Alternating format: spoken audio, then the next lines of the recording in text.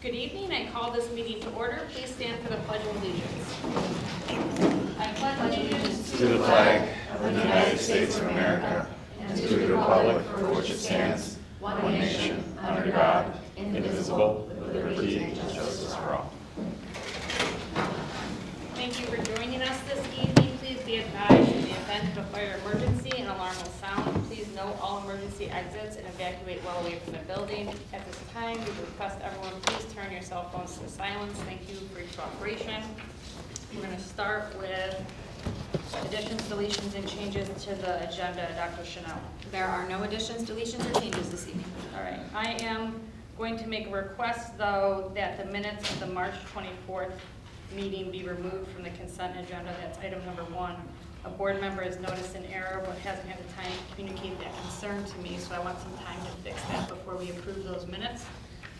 We will look at those at our next meeting. For our board policy, we need to get a version of minutes up within 2 weeks of the meeting as it's posted, and we have done that. It's still in draft form and will remain there until we can formalize that. We're going to move on to consent agenda. Resolved that the Board of Education, upon the recommendation of the superintendent, approve the consent items as listed. This will be 2 through 8. May I have a motion, please? So moved. A second? Second. All in favor, say aye. Aye. Any opposed? That motion is carried. We're going to move on to communications, starting with correspondence and points of pride. Dr. McNear, I believe you're up first. Okay. Congratulations to Mrs. Hodge, Mrs. Barber, Mr. Youngs, and all the cast and crew of Mamma Mia for their outstanding work. They played to a packed house for all 3 performances, and 9 seniors made their final appearance on stage. The Stars of Tomorrow recognition ceremony for these talented performers will be on May 8th at RBTL Westar Auditorium Theater. This past week, our Calamon Elementary School and PTO celebrated PARP, Parents as Reading Partner, to promote literacy and a love of reading. This year, our theme was the Reading Olympics.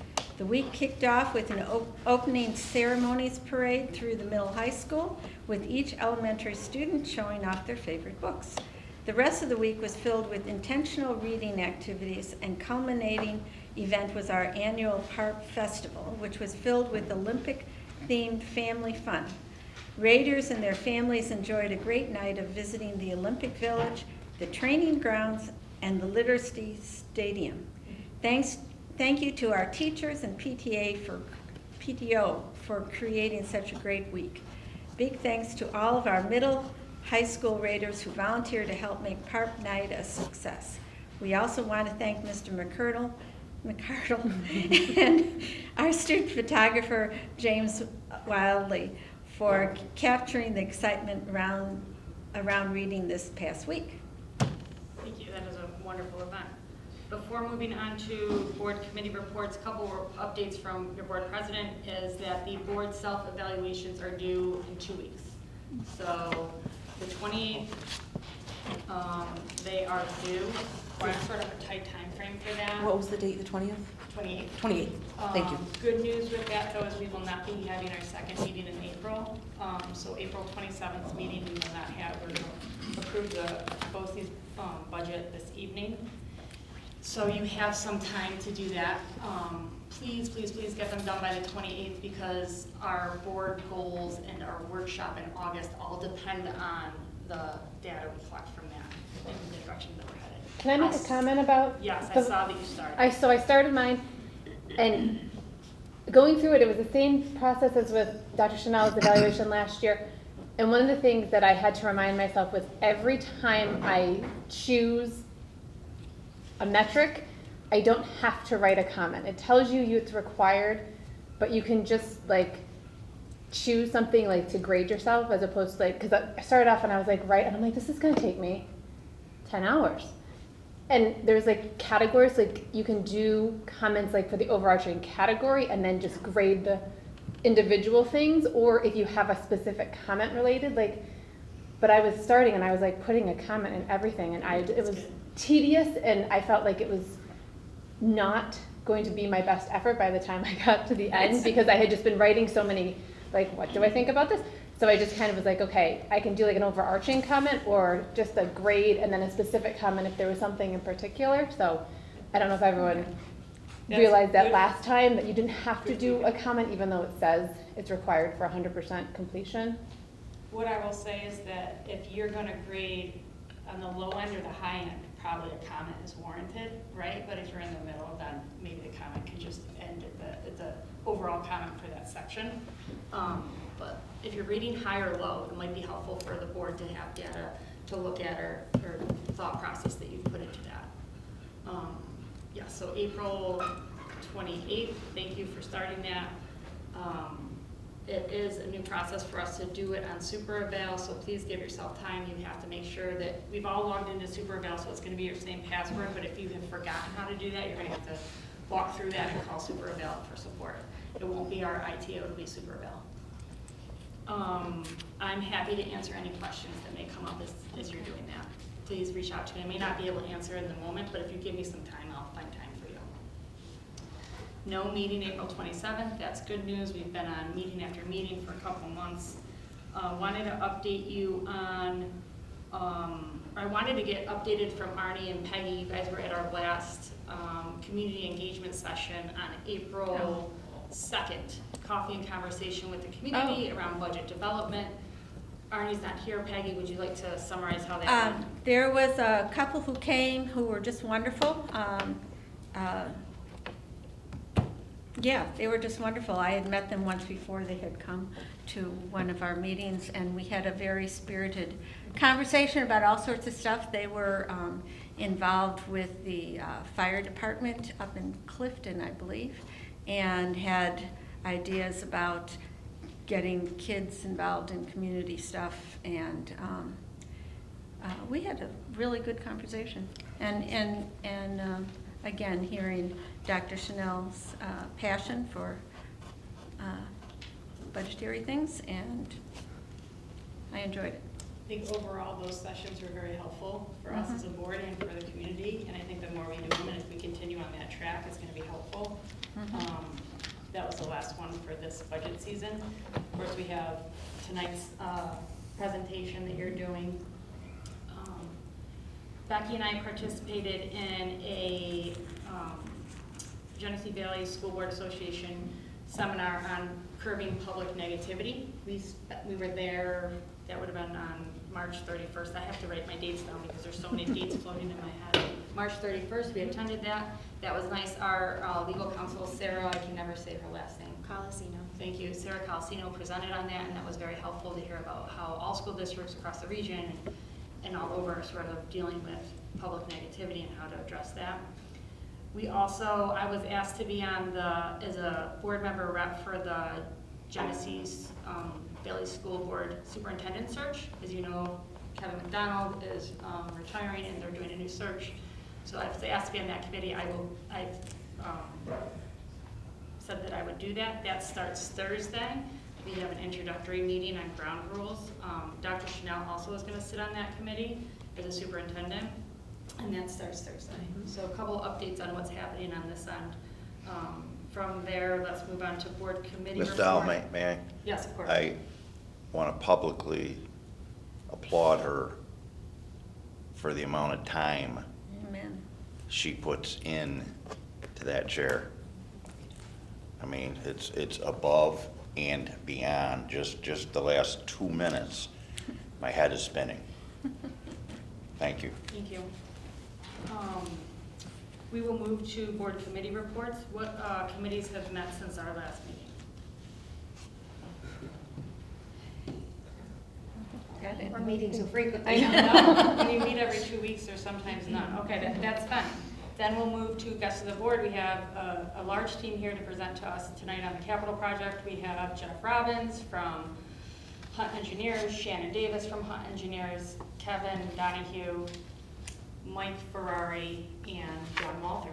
So could you guys please come to the podium, or whoever's doing the presentation, come to the podium and present on our current capital project.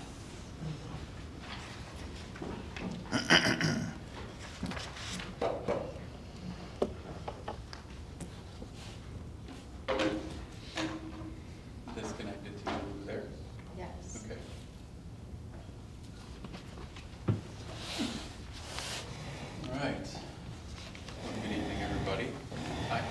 can't remember when the last time I updated you guys on, and that's embarrassing, but it's been a little while. So we wanted to give you a quick update, take you on a quick photo tour through what we've completed and what we're working to date and what we're working on, what the rest of our schedule looks like.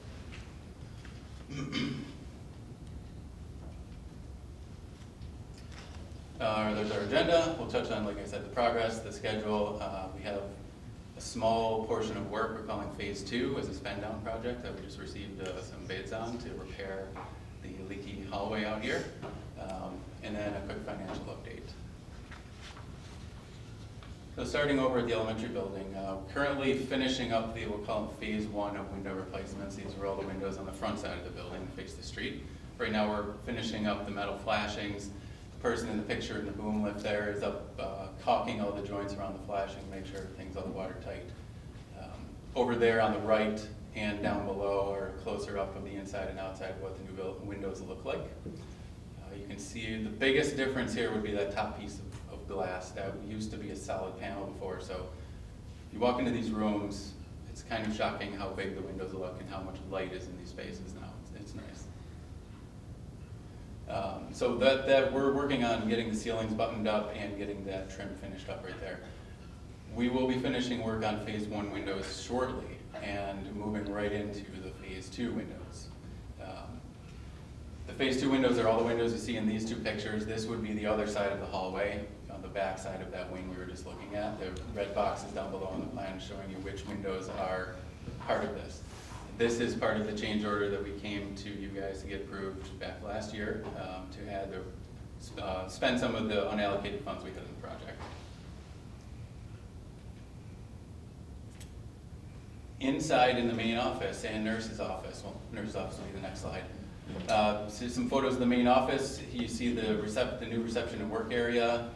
The metal shutter you see in that photo right there is down because I believe we had recently tested cutting the power in the building for a replacement of an electrical panel. But that shutter is designed to come down in emergency situations and provide fire rating and security.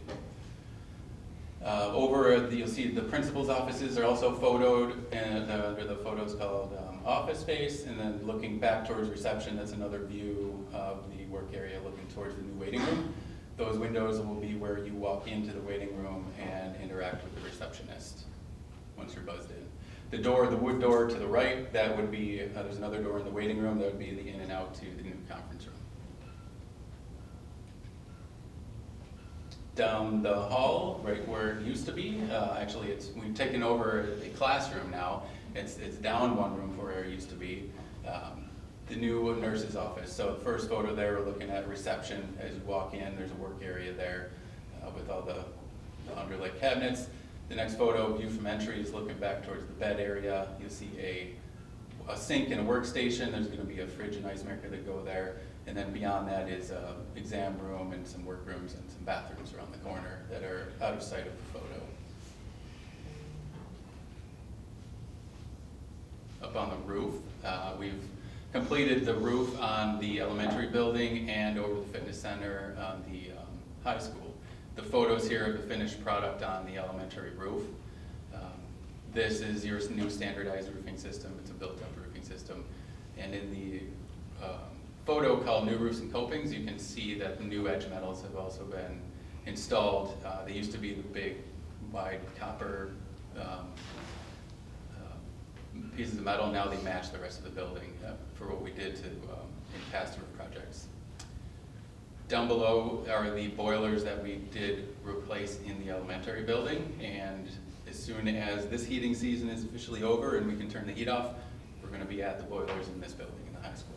That was another one of the change orders that we had come to you guys for approval to spend on some unallocated funds. And then that other photo was just, I was in the boiler room and took that photo. That's a door that goes to the back areaway that goes out to the back loop in the elementary building. That door was just rusted away and has been replaced. Upstairs in the library, we are currently underway. Demolition is pretty much complete, or it is complete, and now we are starting the process of framing, drywalling. I believe there might be a couple of windows left in this space we might have to pop in, but we might have got them in already. You can see in some of these photos with plastic up over the millwork along the hallway wall. That's because that's going to remain and be saved. So we wanted to keep some of the old charm of that space in here because a lot of it's going to look a little more modern when we're done. The schedule on this is to be turned over for next school year, at the end of the summer. The high school auditorium, this has been a subject.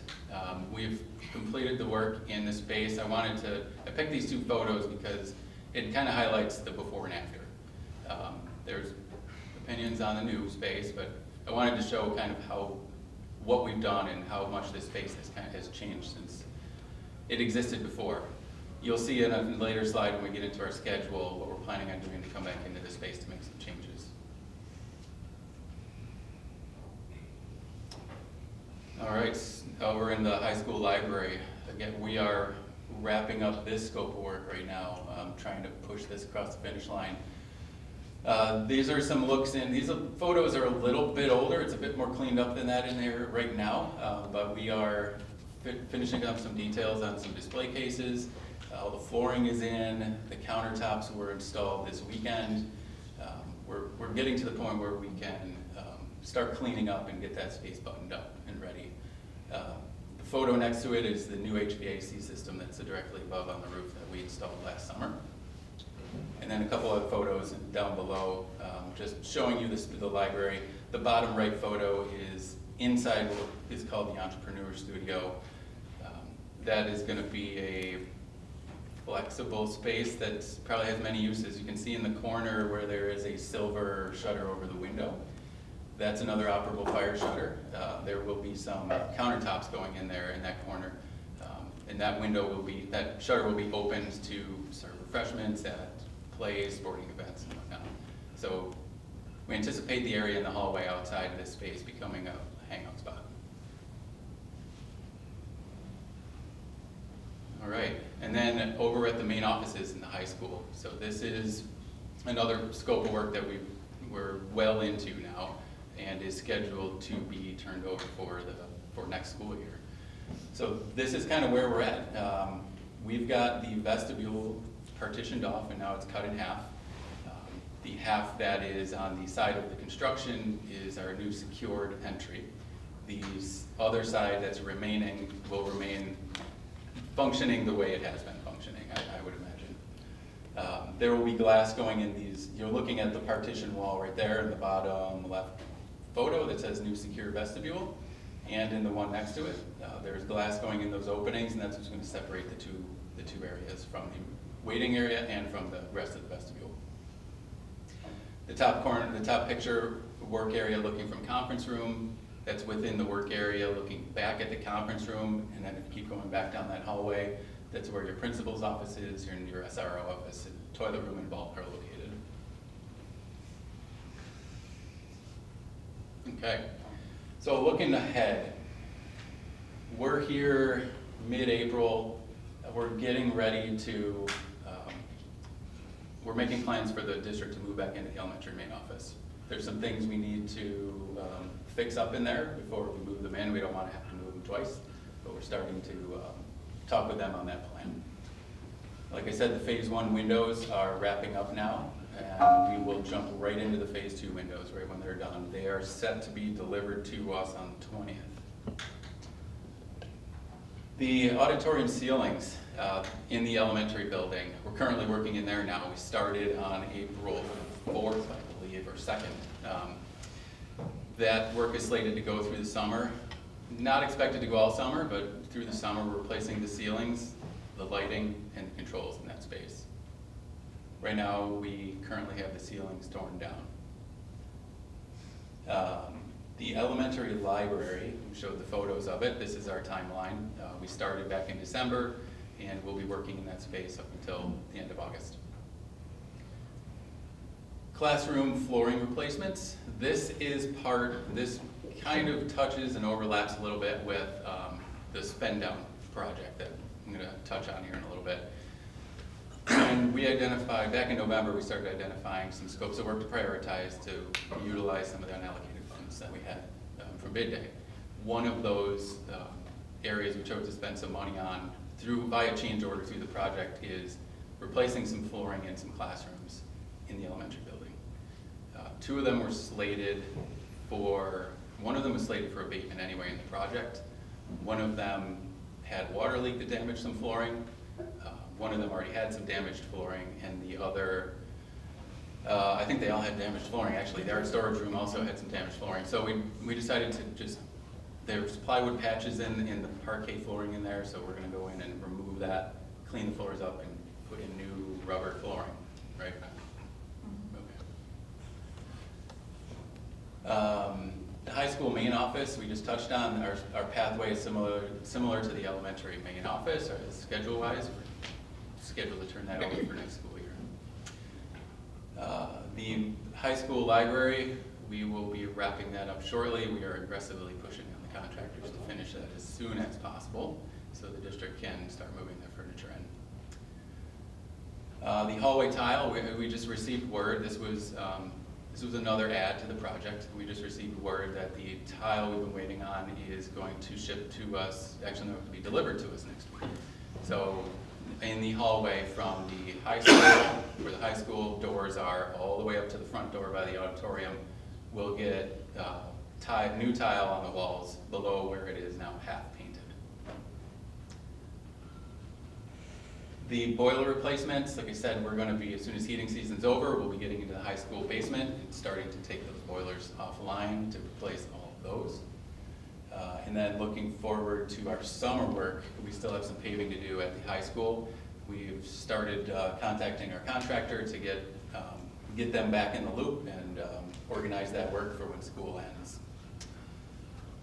The auditorium, I said I'd come back to that. So we've got a little bit of rework to do in there, mainly to fix some of the seating. That's no secrets.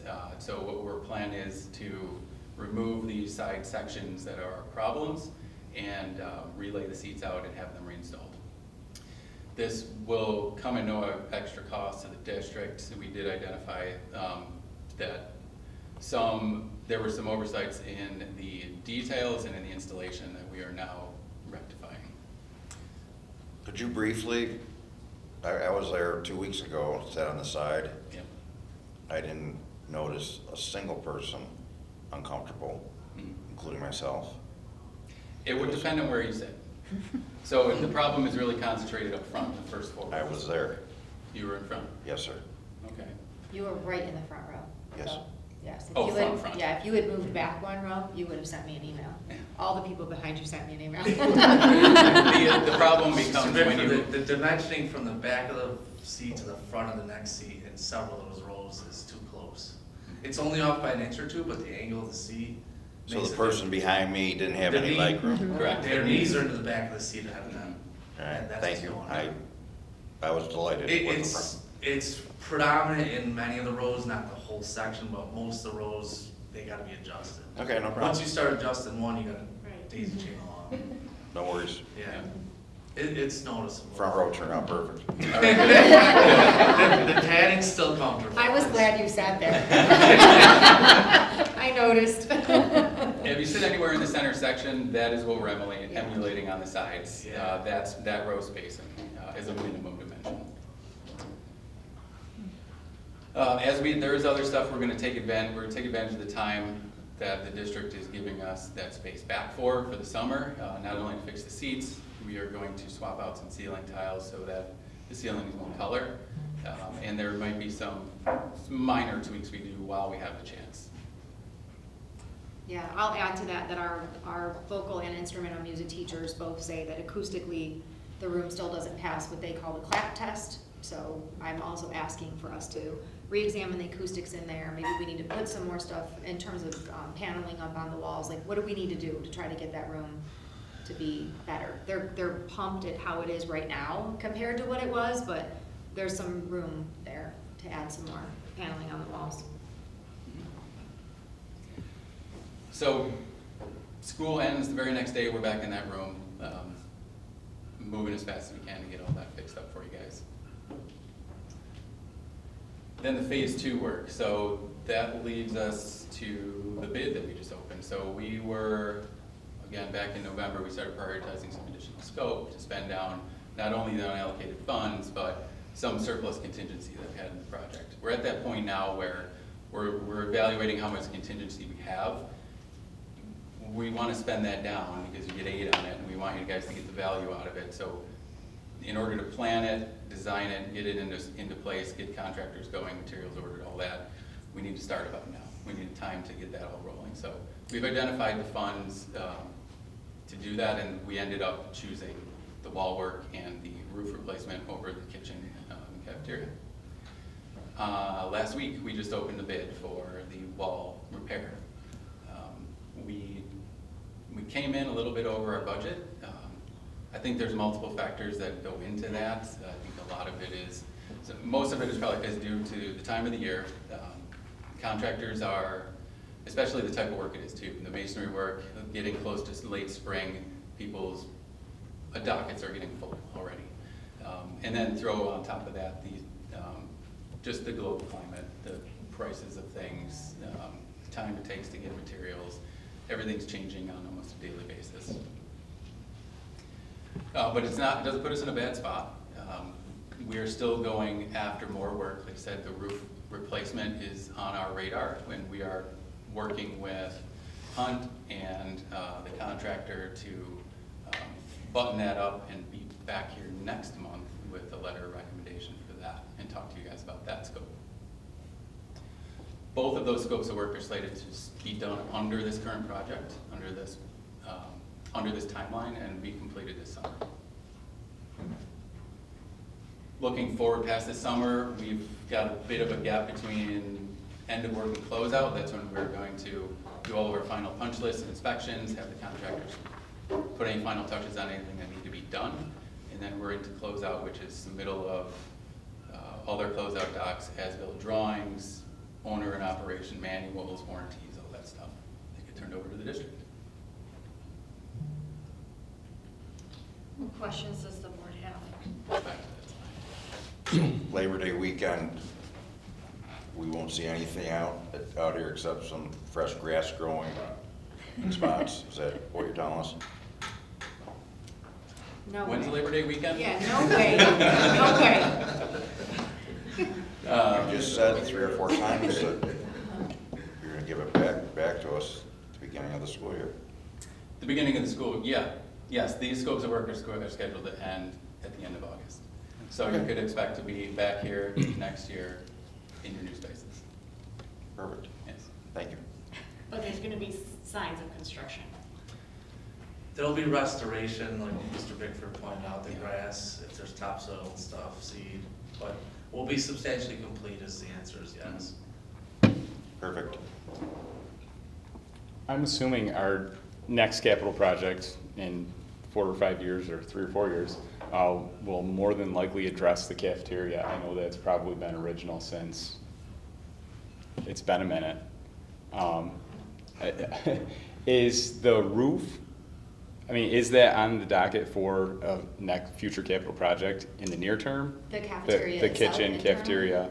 The kitchen could use a facelift in terms of, we've got a few pieces of equipment that need to be purchased and redone. In terms of the design of the space, I would say likely not. Okay. It's a very functional space. John, you want to weigh in on that? I'm sorry to interrupt. No, go ahead. 2 projects back in 2016-ish, we did equipment in the kitchen equipment. A couple pieces got reused that were still had some useful life, but for the most part, there's a lot of predominantly new equipment in the kitchen, and the cafeteria got a new floor. Okay. That's the only cosmetic upgrade, so. The The walls only, got painted. And the walls got painted, They too. redecorated Right. both cafe and the, Right. at that time. That was probably 2015, 16-ish. the only concern. Which, believe it or not, I mean, it's 10 years. It's a minute ago, I know it, right? The only concern I would have about doing the roof there is if that is on the docket for a future project in the near term, that we end up having to take out a brand new roof or a 10-year roof to amend that space. So I don't know, I guess that's more foresight on, Twofold, well, you'd only maybe deal with some equipment on the roof, you wouldn't have to replace the roof. But that roof's very much integral to the whole wall that we're refacing. So construction-wise, it makes a lot of logical sense right now to tie that new wall, the flashing into the new roof, and do it together. Yeah. If we renovated the cafeteria down the road, I mean, you wouldn't be redoing the roof. The roof would still be a good investment. Okay. You'd have to put some new equipment on it maybe. Yeah, the thought process is start at the top and work your way down into the building. Right. We wouldn't want to renovate your brand new space and then have a roof leak into it or something like that. So button up the roof and then renovate the inside is kind of our order of operations.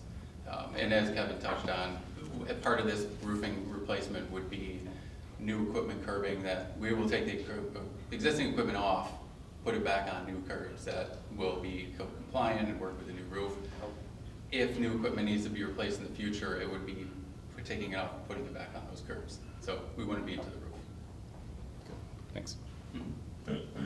Mike, with these elements that you've laid out for us, aside from the middle school, high school auditorium and the rework that needs to be done this summer, which one is the most behind? I know you don't probably like to use that word. Which one is behind the most? Well, the auditorium is behind the most right now. Aside from that. The auditorium and the elementary main office. Okay, Those so, were supposed to be open already. so for that, we have a plan for the middle school, high school auditorium. So what needs to happen for the elementary to get back on track, or at least get that caught up? So we have a couple things going on over there. To get the district moved in, we need to take care of one last issue. There was some sort of mix-up with the manufacturing of some countertops, so that needs to be addressed. And we don't want to have the district move in and set up their workstations, just to take them all apart to replace the countertops. So that's what we're kind of waiting on right now. The other piece we're waiting on is the doors in the vestibule. So when you walk into the building, there's going to be a new front door and frame. That is not in yet. Right now, you still have your old door that's been there, that we haven't touched, that's still functional. When you walk in the vestibule, there are new doors to the right and the left. There's a double set of doors that go up the stairs. There's a new door that goes into the waiting room. Those are temporary. They're fully functional as if they would be your final doors, but they're temporary doors because we were able to get those quickly. The newer doors are going to be shipped to us at the end of April, and then we'll have them installed. I know that those materials were ordered at the end of December, but I think that has something to do with the delay in getting them here. Did we pay for both sets of doors? Temporary? Yes. No, you didn't. Thank you. No, that would be on the contractor. It was on them that the new doors were here on time. Perfect. Is this the new estimated time frame that it should be done by May? For the main office? Yes. No, that dot is supposed to represent mid-April, move-in time. Mid-May. For the elementary office. So tell me when. Oh, so that was, the arrow below that is for the windows going into May. The dot with the star, that's to represent when we're trying to get back into the main office. Okay. But are we gonna move back in before the final doors are there? Or is that gonna be after the final doors? Depends on the timing, I'd say. Hopefully it's before. We did install the temporary doors to be fully functional and secure and operate the same exact way that your final doors will. So if we needed to, we can open the space and use them. If that is the case, and we had to work this out with the district, they move in and use it while those temporary doors are still installed, we'll just coordinate a time that's off hours to come in and swap those out. Mike, I got an update just this afternoon that those replacement counters will be ready to be installed next Wednesday. Great. Okay. So that was one of the. Counters are really the driving force right now, so we have to stack them and then unload them and then put them back. The doors are totally secure and functional. Okay. All right, so that's good news. Yeah, that was good news for us. They were talking several weeks, so they were able to put that up. Yeah. Is there any other anticipated obstacles that you see in front of us that would delay us being ready next school year with all these projects and all our students being able to use these spaces? The only thing I see that's difficult that we're working through right now is the relocation of the HVAC system for the elementary library.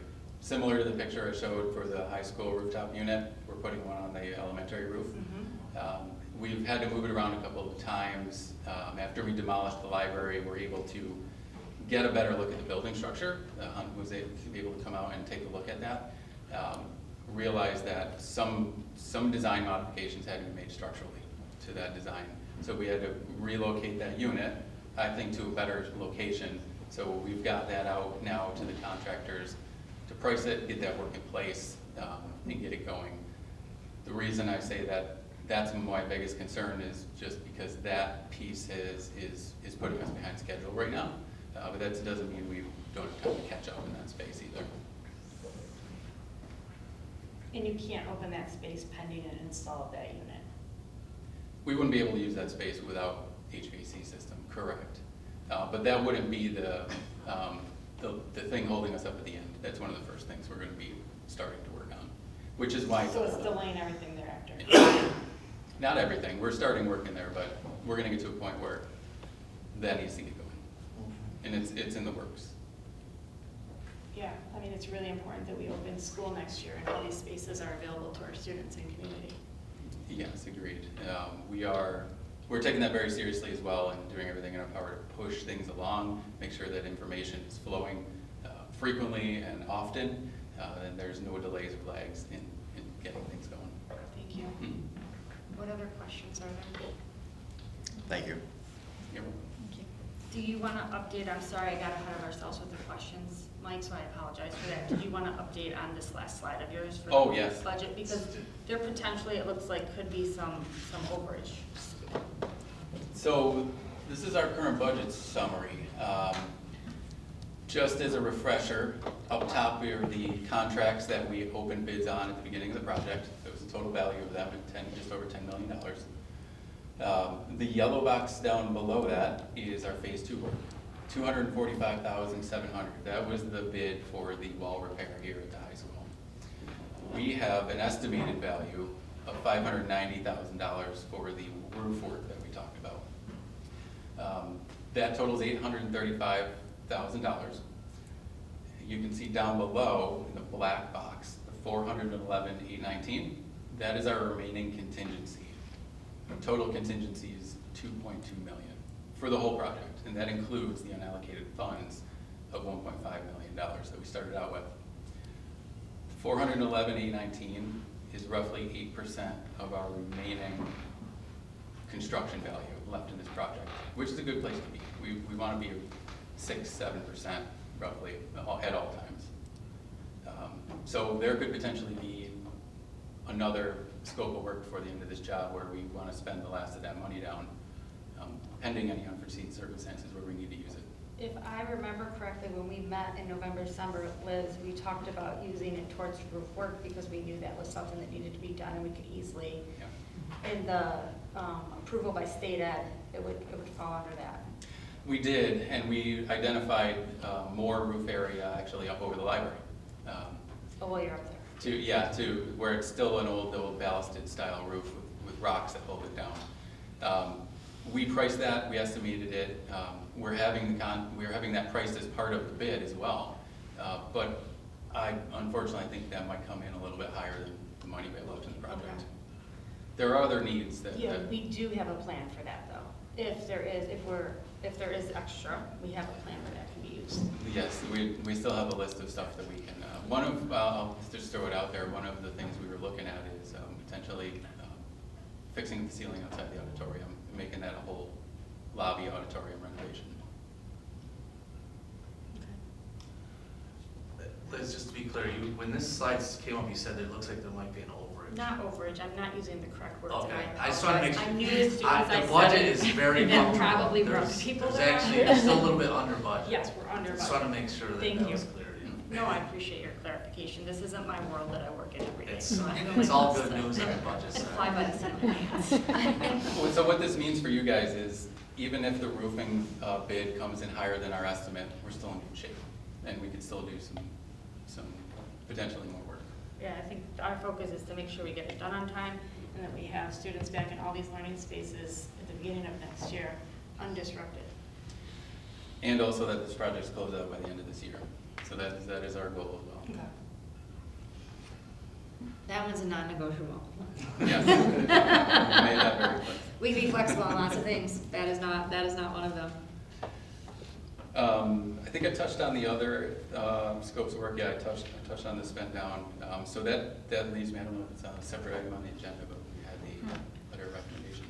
Do you guys want to talk just a little bit about the structure of even your own communications, like what we're doing differently now in the last month and a half from what we were doing maybe in August, to make sure the communication is flowing, and give Jeff and Shannon a chance to chat a little bit on that topic too, like how this looks different right now across not just you all, but the contractors, our general contractor, like what's communication look like? I didn't know if we could I wanted to bring that up. When you asked about the schedule and our delays and where spaces have been in trouble, we have had a very, very challenging general trades contractor here. So much so that he's been on, we've engaged, technically we've engaged slightly with the district's attorney. We've also started enforcing the general conditions and the terms of the contract.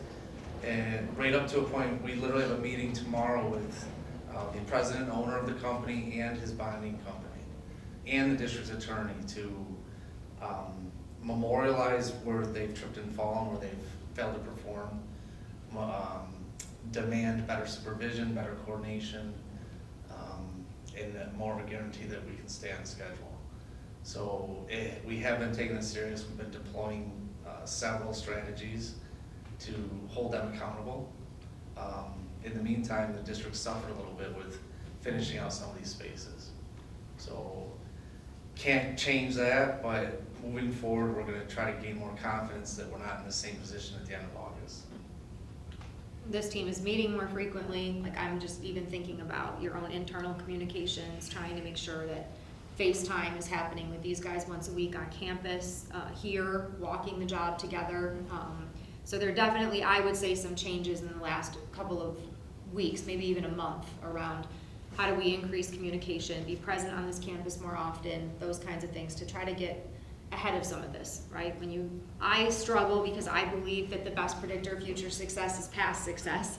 And so when we're looking at portions of the project that haven't turned over, I feel like that for me is where I start to get unnerved. Like when we're gonna talk about getting back into this place in September, I would feel better about that if the elementary office got turned back on time, if the library at the middle high school got turned back on time, if we weren't redoing the auditorium. So it's some of those things that I think they're imperative that we say them out loud here, because obviously when I'm out in the community or people are coming to visit, they're starting to ask me questions. You know, like, why are we not in that space yet? What's Kevin Donahue doing? You don't have to ask. I give him your cell I can ask directly. I'm joking. The but- spaces have, I mean, this elementary office should have been turned over. It was scheduled to be turned over in February, and it slipped behind. And the thing we can still hold our hats on is nothing's been compromised. Agreed. Where no one walks away. It hasn't cost the owners an extra penny, except for the inconvenience of being in an alternate space. And the products are going in as specified with good quality assurance. They've just gone slower than they should have. At your meeting tomorrow, do you plan on bringing up in front of their lawyer and their bonding company and the president the amount of missed time? Yes. That this gentleman was We've here? I can go right down through it. We've had some safety and security issues with them that are on the table. We've had management issues and coordination issues on the table, and then failure to perform. And I say failure to perform, but that's the failure to provide the product on time. Because they might be able to, what we were just short in that one thing that you were talking about, that bid was just a little bit high. Yeah. We might be able to get that out of the bonding company as quickly as tomorrow by 11 o'clock. Well, that's a separate, the contract that was bid recently for the award is a separate contract than what we're dealing with. Money's money. Understood, but it's too, maybe I misunderstood this. No, we're good, boss, trust me. Is the same company doing the high school office? Yes, yeah, but they're not doing the new bid, that's what I was trying to say, the new work up top. The other thing that we've been doing is mitigating the general trades lack of performance. It has an impact on your other primes, which we've been trying to mitigate their exposure, so they're not, technically, if they're delayed, they would have the opportunity to place claim to the district, and we haven't had any of that to date. We've been trying to keep them moving along at their contracted pace so that it doesn't have a ripple effect on the other primes. I'm saying it like it's a win, it's not a position we want to be in, but it's helps mitigate the total exposure. Sounds like you got a plan. We have a plan. It's good, great. I just would also add for myself, after the holidays, I started working here 1 day a week for a full day, with the intention being that I'm here, campus is here, and the GC is here, and we can talk through any questions at that time, go look at stuff right now, and come up with solutions, and hopefully speed up the flow of information when there is a question. Sometimes the paperwork can take a few days or a few weeks, depending on the complexity of the question. That's been moderately successful because sometimes the GC doesn't show up. But, you know, again, we're doing what we can. One of those meetings we have set up right now is a weekly catch-up meeting with Shannon, with Hunt and campus, and the general contractor. Okay. We have him coming in once a week.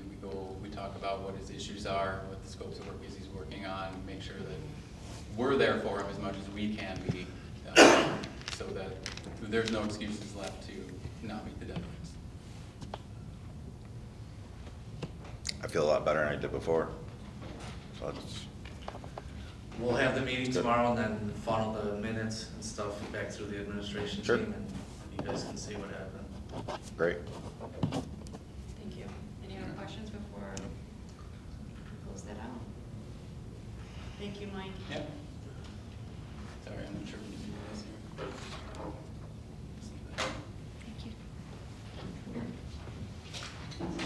There is no public forum, so we are going to move on to superintendent's report.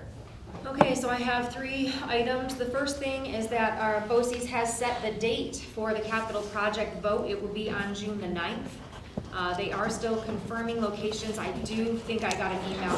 Thank you, you guys. Thank I do you. think I got an email from Mr. McDonald that said exactly the locations. I was unable to find that this morning.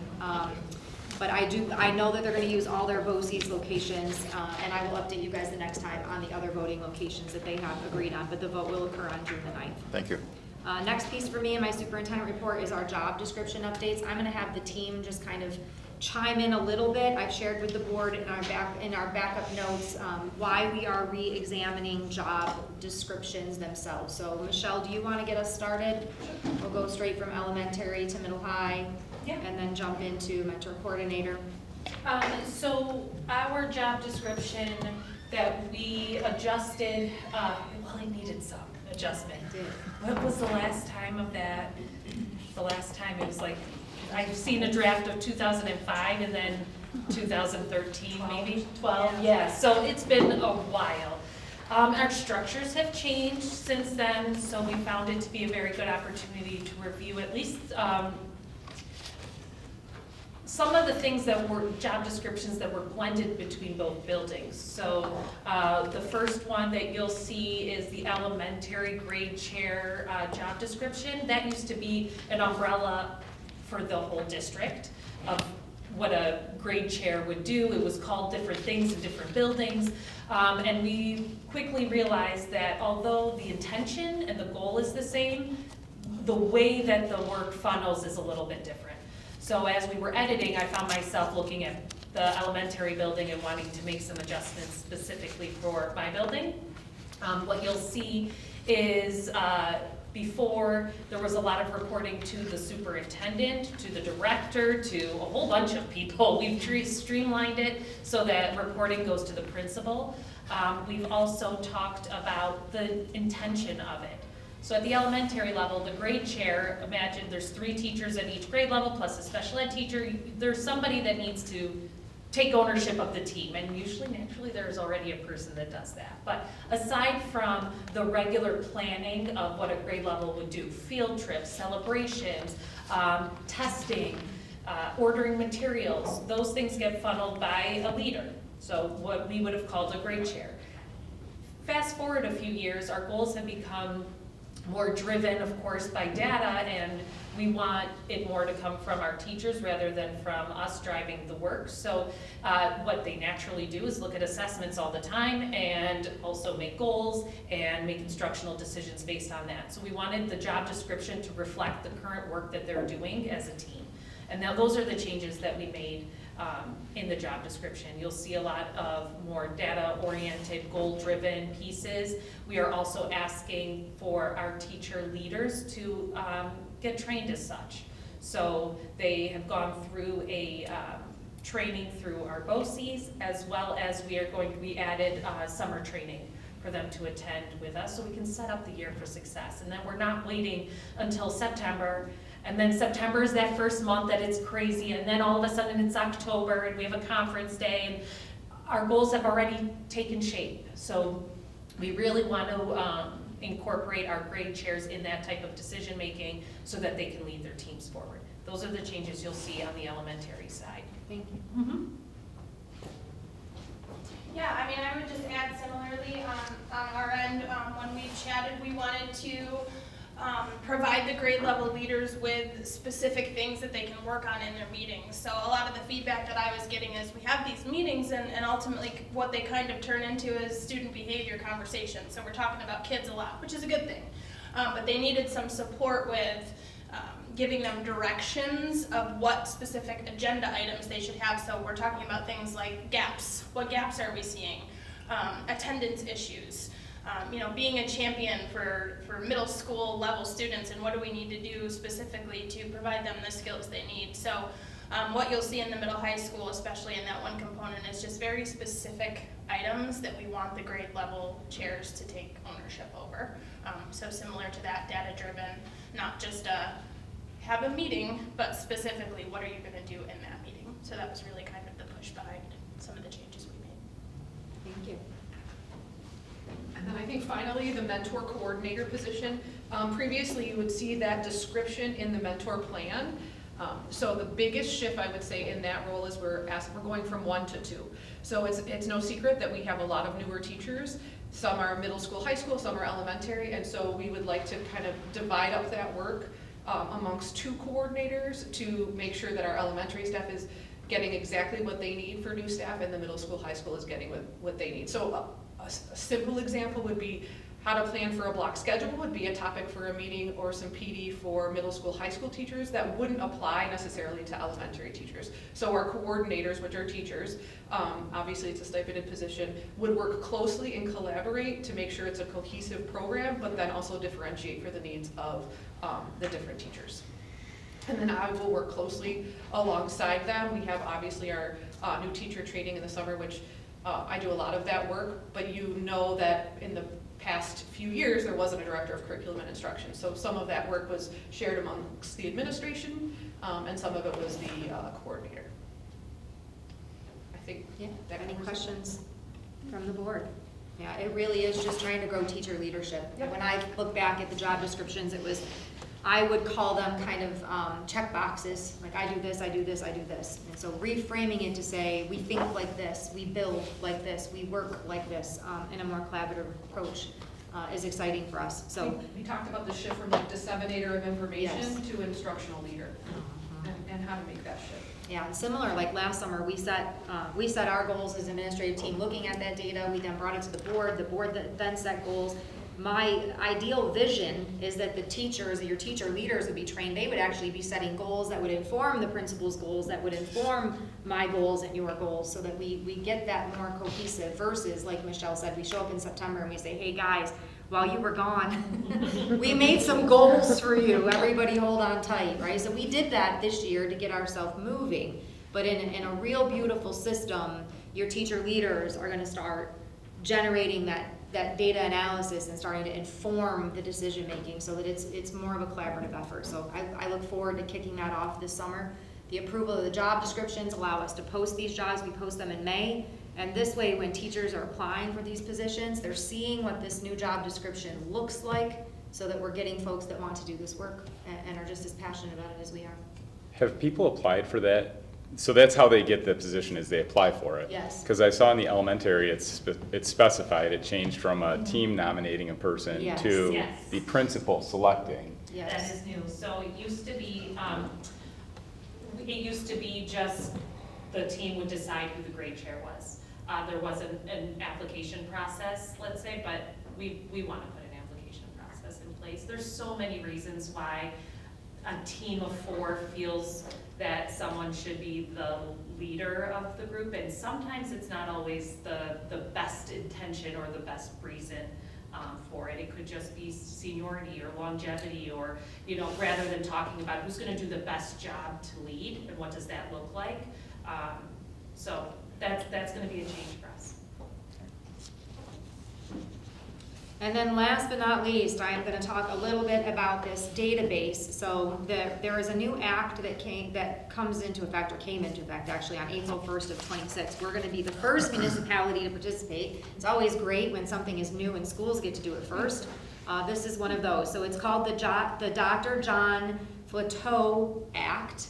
And when you read about the act, as it's been approved in the state of New York, its purpose or the spirit of this act is to try to take any vote that's happening in any municipality, make the vote more transparent, standardize the voting practices, and really to create the kind of transparency that will allow public access to election databases that are searchable and free. So you could get in as a New Yorker at some point and see all the folks that were eligible to vote in an election, and you're gonna see all the folks that actually vote in elections in a searchable way. So what we have to do, we actually have to reach out to the counties, we have to get copies of our eligible voter rolls. Now, the act is saying that we have to upload the eligible voter roll. We don't have such a roll in public education. If you live in the district, right, you just think about what it means to vote here. You have to live in the district for 30 days, have proof of residency, you show up, you have those things, you can vote. You don't actually have to go and register to vote in order to show up and vote in a school budget vote. So what is gonna happen for schools is that we're gonna upload eligible rolls, which means people in the county, not necessarily people that are eligible to vote in our school budget. So square peg, round hole, right? Like this is just not gonna work cleanly. So we're gonna certify that we've done so. After the vote, we're also going to take the roll that we get of folks that voted, not how you voted. We'll have no idea whether you said yes or no, but we'll know that you participated in the vote. Everyone who participates in the vote, we're actually going to take that information and we have to upload that to the state as well. So this is actually, it's going to be new. You're gonna see me talking about it in our newsletter. You'll see signage when people come to the polls, because we want to make sure that every voter understands that we are not collecting their yes or no. We're just collecting that you voted. Now, this is information we've always had at our fingertips. We've just not been required to do anything with it. The state of New York is now requiring that we upload the eligible list and then the list of voters to their registry. Questions about that? So the list that you're going to upload is going to be the actual names of the people who showed up and voted? Yes. Okay. Yes. Just not how they voted, but that they participated in the vote. And it stretches across multiple counties? It does. Okay, since we're a Yes, it multi-county does. district. Yes, it does. So we'll reach out and, actually I say we, Sherry, your district clerk, is gonna be taking on this work. So Sherry is gonna be reaching out. We've got all those rolls to collect, to verify. We will also have to take our rolls and submit them to BOCES. When BOCES goes to do their capital project vote, they're actually gonna have to upload the rolls of eligible voters and then the rolls of those that voted. This is now gonna be our common practice, whether we're talking about a school budget vote, we're talking about a capital project vote. We are gonna have to always pull our rolls, load them, and then load those that actually participated in the process. So since we're the first in initiating this across the community, and I myself am not great with change, and we know sometimes communities aren't great with change, is there anything we can do in advance, rather than having like something at the polling site, right, that can prep people for this? I am definitely not opposed to trying to put something, if you guys felt like I needed to do a separate kind of mailing, I'm definitely gonna put it in the budget newsletter and draw people's attention to it. That's good. I'm not sure a separate mailing, I just wanna make sure people know that this is a change and why it's happening, and it's not us, it's a law, and that this is the first of all changes across voting sites. And that their decision, that their vote is confidential. Correct. Yes. That Yes. all that anybody knows is that they're eligible and or they participated or not. Correct. And when they show up, are we getting different data than how we've historically checked people in? Or is it going to look, the process going to look similar to how it did last year? So these are great questions, and I think some of the answers to these questions are yet to be disclosed. So Sherry has participated in a couple of trainings, there have been some webinars that have been released. A lot of these questions, the state is still saying, oh, we'll get back to you on that. So the webinars are there, but they're not really answering our questions. So I have reached out to our senator and our assemblywoman to say, do you know that this is happening to us without good clarification? Including that when we upload the eligible list, we have to certify that the list is accurate. Well, we already know the list isn't accurate. So we're gonna have some bumps, but I would agree with you that the most important things for us to communicate is that we are not going to be sending whether or not you voted yes or no. That's not what's happening. Whether or not you voted in any election, whether it was a mayoral election in the village or here on a school budget vote, if we're using the county system and you're voting and you're checking in, people have always had a list of the fact that you came and voted. Now the difference is that list is going to be loadable to the state. So. There's already a database, so if we vote in a general election or a primary, there's a check next to our name, you're listed Yes. with your political affiliation and that you voted. It's already all established, so I don't see how this is really any different, other than it's the school Yeah, having to do it. the school has to do it, and it has to be uploaded to the state. So it's now our responsibility to try to help increase transparency. And, they're talking about eventually inside this act, what they're looking for is who isn't voting and why aren't they voting and what are the subgroups that aren't voting, right? So there is some conversation there when I'm reading around the intent to learn more information about the demographic and who doesn't vote in your election. So I imagine there'll be mining, right, that occurs later on because of this act, but our responsibility now, because it is an act that's been passed, is that we have to participate in it. And of course, we get to be first. So here we go. I might have missed it. Is it just the school or the municipalities locally? Municipalities have to do it too. Okay. Everybody, all across the Just state. impacts this vote first. Okay. Thank you for that update. Absolutely. It is a hot topic across schools. People were That it talking is. about it at the Genesee Valley School Board Association meeting 2 weeks ago. There is no, are you done, Dr. Chanel? I am, thank you. There is no old business, so we're gonna move to new business. Dr. Chanel. Here we go. Budget presentation number 4. There you go.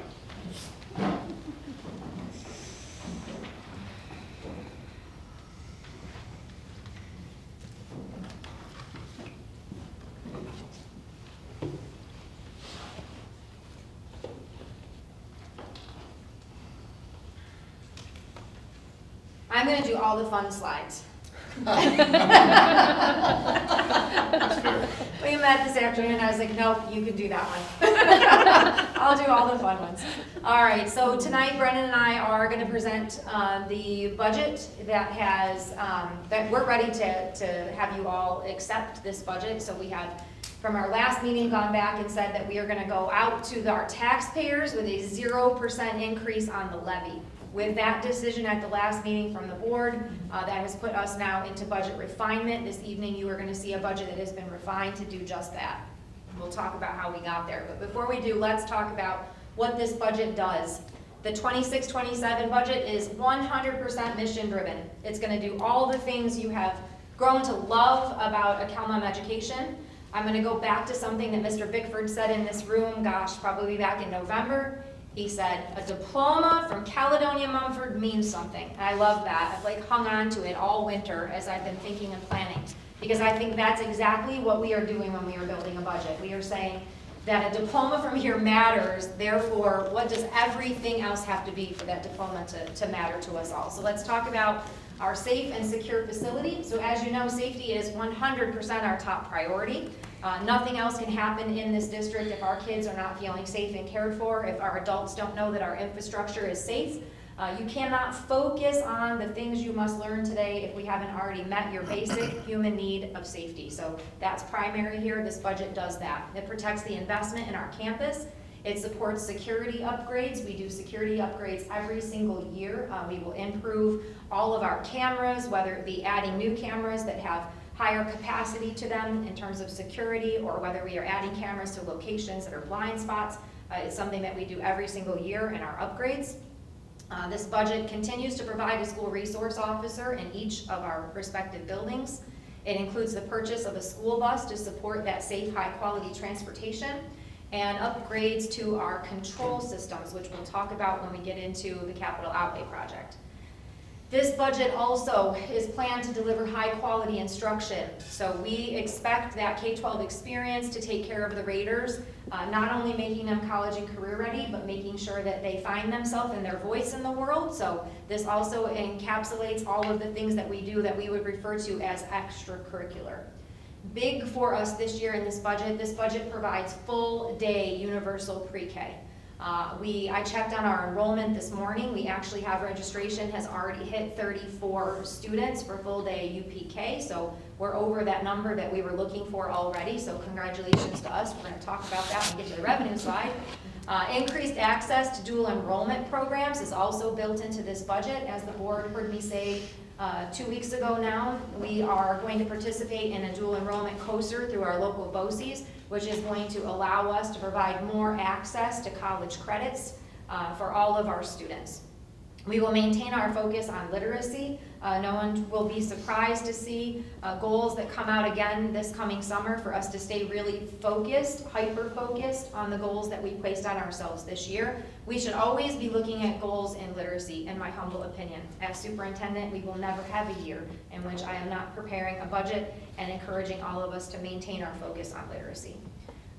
We are going to continue growing our STEAM experience at the middle school. You'll see that we are not going to hire a position as we move on to how we made some of these things happen, but curricularly, we are still moving full speed ahead with the kinds of changes we want to make sure our kids experience curricularly as they're coming up through. We are going to continue to encourage 4 years of math and science. We are going to maintain all of our upper level coursework. We are going to add an elementary archery team inside this budget. So archery is the fastest growing team for us. We actually could have had an elementary archery team this year. We ran it as a pilot. It 100% took off. So we're looking forward to providing that opportunity to our students. We are going to help every Raider find their voice. It's our big mission. And one thing that we heard consistently as we went from place to place and even in our survey is that we need to put some form of district-wide newsletter that's in print back in place. So this budget will allow us to do that quarterly as a print edition. So the balanced budget that you're going to see here, we have our total appropriations, expenditures if you want to call them that, compared to that total revenue. The big takeaway here is that we did balance this. There is no gap now between those two pieces, and we are going out at 0%. So I just want to draw everyone's attention to this slide, that we have now had a flat tax levy. This will be, this coming school year will be our 3rd year in a row where we are not collecting any more levy from our taxpayers.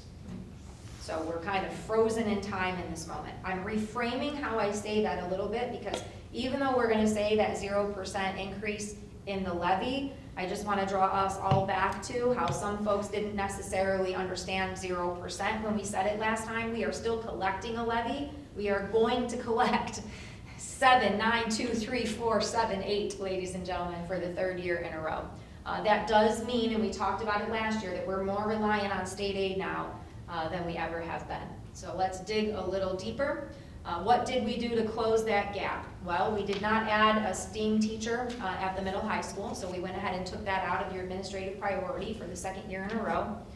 We are going to hire the lunch monitors, though. I'll go back to Mr. Belenik saying, what could we do? So after a lot of brainstorming, we are in a phase in public education that we've never been in as a district, where we receive return on our free breakfast and free lunch program, which means we're getting far greater participation than we had in our lunch program in the past. So it used to be that we'd get to the end of the school year and the cafeteria would be in the red, and we would have to take care of a couple of their bills to help them get through. Now they're very much in the black. In fact, we need to spend some of the money out of the seed fund this year. So after Mr. Cola and I started to dig into that data set, we decided that we would go ahead and put those lunch monitors in because we want to support the home-based initiative that's running across the middle high school and make sure our kids are getting the academic supports that they need. I think you saw that in the survey back from the community. Not only do we care about academics, but we want to make sure that students are getting what they need. Kids getting what they need was like that second most important thing for folks in that survey. So funding the lunch monitors through the cafeteria budget is something we're going to attempt. If for some reason free breakfast and free lunch goes away and the cafeteria won't be able to sustain itself, we'd have to talk about, cutting lunch monitors at some point.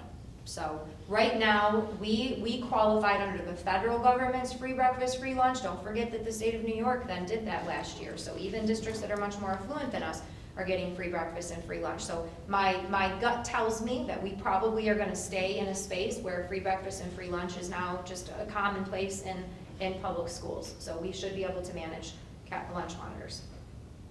Do you have a question, Mr. Bellman? I do. I'm sorry, I'm such a teacher. Yeah, that's good. Can't help it. Are we required to purchase a certain food stuff to serve here? If there is funding remaining in that budget, would the district be able to purchase a higher quality food for the student, a different offering, or would that not really be a long-term option? No, my understanding of the CEP program is it's a certain amount of components that have to be met in order for the lunch to be, let's call it, eatable. So I think there is room in there, depending on how we build the menu and working with Jill on that. But I think that's a possibility. Yeah. Breakfast the other day was Fruity Pebbles French toast. Kids love French toast. Was what? It was Fruity Pebbles or Don't tell some me. kind of fruit. That's my favorite cereal. Coated French toast. So, French toast is delicious. It's one of my favorites. but that's not gonna feed kids. So is that something that we'd have to talk about now if we wanted to entertain an option like that, or is it into the budget where it's just a strategic move that can be implemented? It's a strategic move that could be implemented. Okay. Yeah, 100%. They definitely have money that they used to not have, right? I know that we need to look at the cafeteria. We saw that in our survey as well, right? Peggy's very excited. We're gonna bring Peggy in. She's gonna start cooking. I think in the end, when schools were not making money, right, you got in a habit of, we were buying a lot of pre-made things. Like we do buy from certain places because they're off state lists, right? So that I think is what starts to impact it. Can we get a higher quality food? Well, what does that mean about the bid that we have or the contract that we're buying off of? I'll have to do some digging for you, but in terms of the money already being situated in the C fund, it's already in there for us to do that with. I think it's also hard, when you entertain better food choices, there's probably more preparation involved, and the staffing is definitely a consideration with that. You've got it. I mean, I would love, there are some districts that have already moved full speed ahead with the farm to table program. I would love to have a farm to table program. Definitely something that in our future, when I can get some bandwidth, I'm gonna circle back for farm to table, but I think that is imperative. I would love to see that happening here. And then part of closing this revenue gap is that we've already increased that UPK revenue that we're expecting, right? So I imagine we might even get more revenue than what we're projecting right now. But this allowed us to close that gap, and I'm not concerned that we have closed the gap using money that we won't come to fruition. So feeling good about that. Speaking of revenue sources, go ahead, Mr. Cole. The most fun slide. I don't know what Becky was talking about. This is where everybody has a So great time. exciting. So here is our revenue sources for the upcoming year. I'm gonna draw your attention to a couple different pieces of this slide. Frame part of the property tax report card for later on, and also just explain why some things went up and why some things went down. So under other revenue, we see a pretty substantial increase this year from $553,500 to $704,000, almost $705,000. That comes from increases in efficiencies through BOCES, so things like making sure we're making eligible purchases through BOCES, COSERs, SAAs, cross contracts that will then be aided in the next year. So then we're increasing our, we're anticipating an increase in our BOCES aid for next year, and we'll continue to do that so we can increase that aid year over year. We've also seen a pretty good return on interest, so we're leveraging interest from our reserve funds that we've talked about in the past. And we're using that a little bit more. Now, we want to be hesitant on how we're conservatively increasing our use of interest because geopolitically and with current trends right now, we want to make sure that interest rates don't drop and that money isn't there next year to create a deficit. And then the same with sales tax. We've seen a year-over-year amount of sales tax come from Monroe County for us that's been significantly, not significantly, but substantially higher than what we've used in our revenue budget, so we've increased our use of that revenue for 26, 27. I'd also like to draw your attention to a new line in there, which is the appropriated fund balance for unemployment reserve. This year, we're strategically using this because it was named in the comptroller's report for having excess funds in this with not a target to use them for. So we're using $200,000 this year in appropriated fund balance from the unemployment reserve. The reason we're going to call it appropriated fund, or the reason we're calling it appropriated unemployment reserve is because we're actually going to take the $200,000. John, we're having fun. Turn to nothing. Thank you. We're actually going to take the reserve and liquidate those funds to use in our revenue, whereas when we use restricted reserves, typically we have to have an invoice to use against that reserve. And I'll talk more about that on the property tax report card. But so we'll be using that strictly for revenue to fund our 26, 27 budget, and that is also the last part of the fund slide, I promise. That's why our restricted reserve use looks like it's going down next year, because we're taking money from unemployment that's no longer being used as our restricted reserve. Any questions on reserves? I don't see the bus purchase on here. So the bus purchase comes directly out of the vehicle and equipment reserve. It's not actually a revenue source, so we're not increasing our appropriations for the bus and then increasing our revenue to pay for the bus. We're actually just paying for it directly out of that reserve. So it comes from the capital fund. So it'll go, actually, the money sits in the reserve, gets transferred to the fund, and then pays the invoice. Does that make sense? So it doesn't show up on this sheet, though? It does not? It does not show up, and it does not show up in the appropriation side either. Where does the state aid money for the bus go when it comes back here? Does it go back into? It goes back into, that's a great question, it goes back into transportation aid, which comes into our state aid number. Thank you. Yep. That's when we talk about that. When we took the purchase of the bus and we said that we're gonna take the purchase of the bus out of the budget, which we did last year when we went out for the second vote. We said we're gonna take the bus out of the budget now, we're gonna put it over here and we're gonna fund it out of a reserve. You're basically now buying your bus outside of your budget development. That's why it gets a separate proposition. We're gonna vote to approve the budget, we're gonna vote to approve the purchase of the bus out of this fund. So you're not seeing it in revenue and you're not seeing it in expenditure because it's running now in its own little cycle. Which is why when you ask me, can we put the bus back in? I could, but then we would have to close $200,000 more. Like, could we then do it? We would pull from reserves to do that, like maybe from one of these unrestricted. So we decided now we can just, with the auditors, we're just gonna take it out. We're gonna let the bus live over here. And now you've created for yourself a cycle that just lives slightly outside of this. And so when the aid comes, that goes back into that fund? It does. It goes into transportation. At the end of the fiscal process, which you guys will do with us in June, we're gonna talk about fund balance, what's left from this year's budget, where are we gonna place it? So when it increases our revenue in terms of state aid, one of the first things we're gonna wanna do is take that same $200,000 that we spent on a bus and try to get it right back into the reserve, because if not, we're in a deficit next year, right? So we'll try very hard to make sure that we hit both the capital project investment at the end of the school year with fund balance, and that we're prioritizing that vehicle and equipment reserve with fund balance to put ourselves back whole. So we can keep this cycle going. So just to piggyback there, if you look at our state aid number there, the 11.6 million and the 13.4 million, of that 13.4 million, about 145,000 of that is aid coming back on the bus purchase from September of '25. That was exciting. That was the exciting. most, that was the most I exciting did it. No, part better of go the to the next slide. I slide, love it. yeah. That was the most exciting. Next slide, budget to budget increases.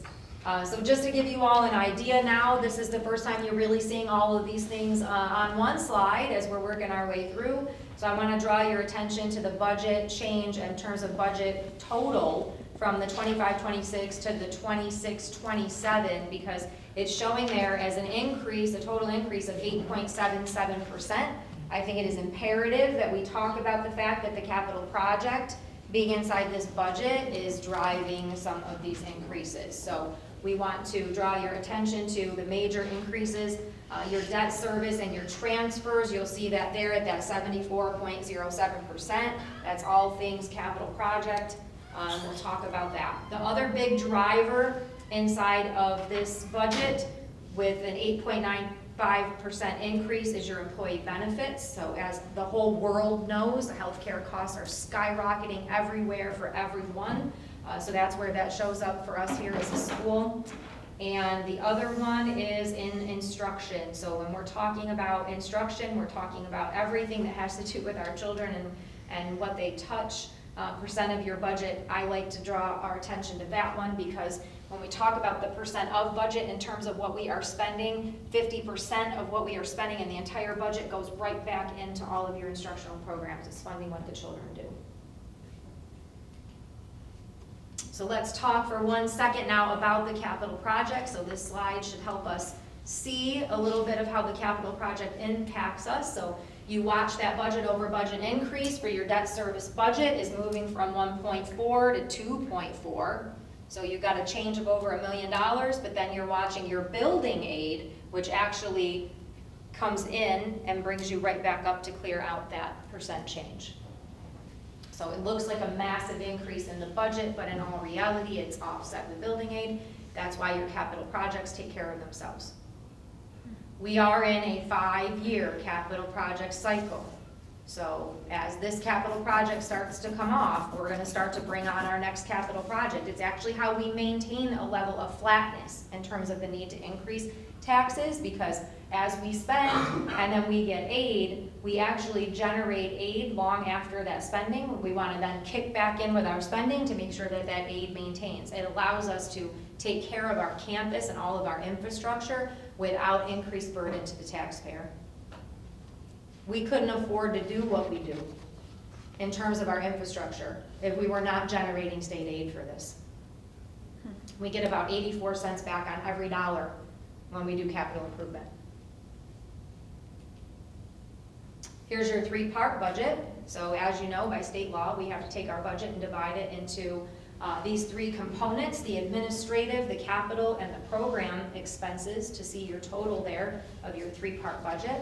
I'll just remind everybody that your administrative line, I feel like this is something I've been teaching a lot lately. The administrative line is not talking about these people here.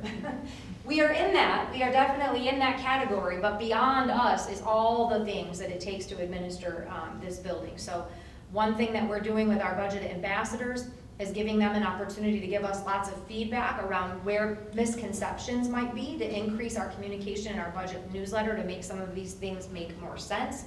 One thing that we heard from them is they hate this pie graph. They don't want to see pie graphs. We're going to still show this one because we need to, but we've said maybe we'll put it in the last couple of pages of the newsletter and try to make some of our communication more clear to our community before they get to the things that are your more typical standard way in which we all discuss budget development. Another fun one. All right, so in our resolutions will be the approval of the property tax report card.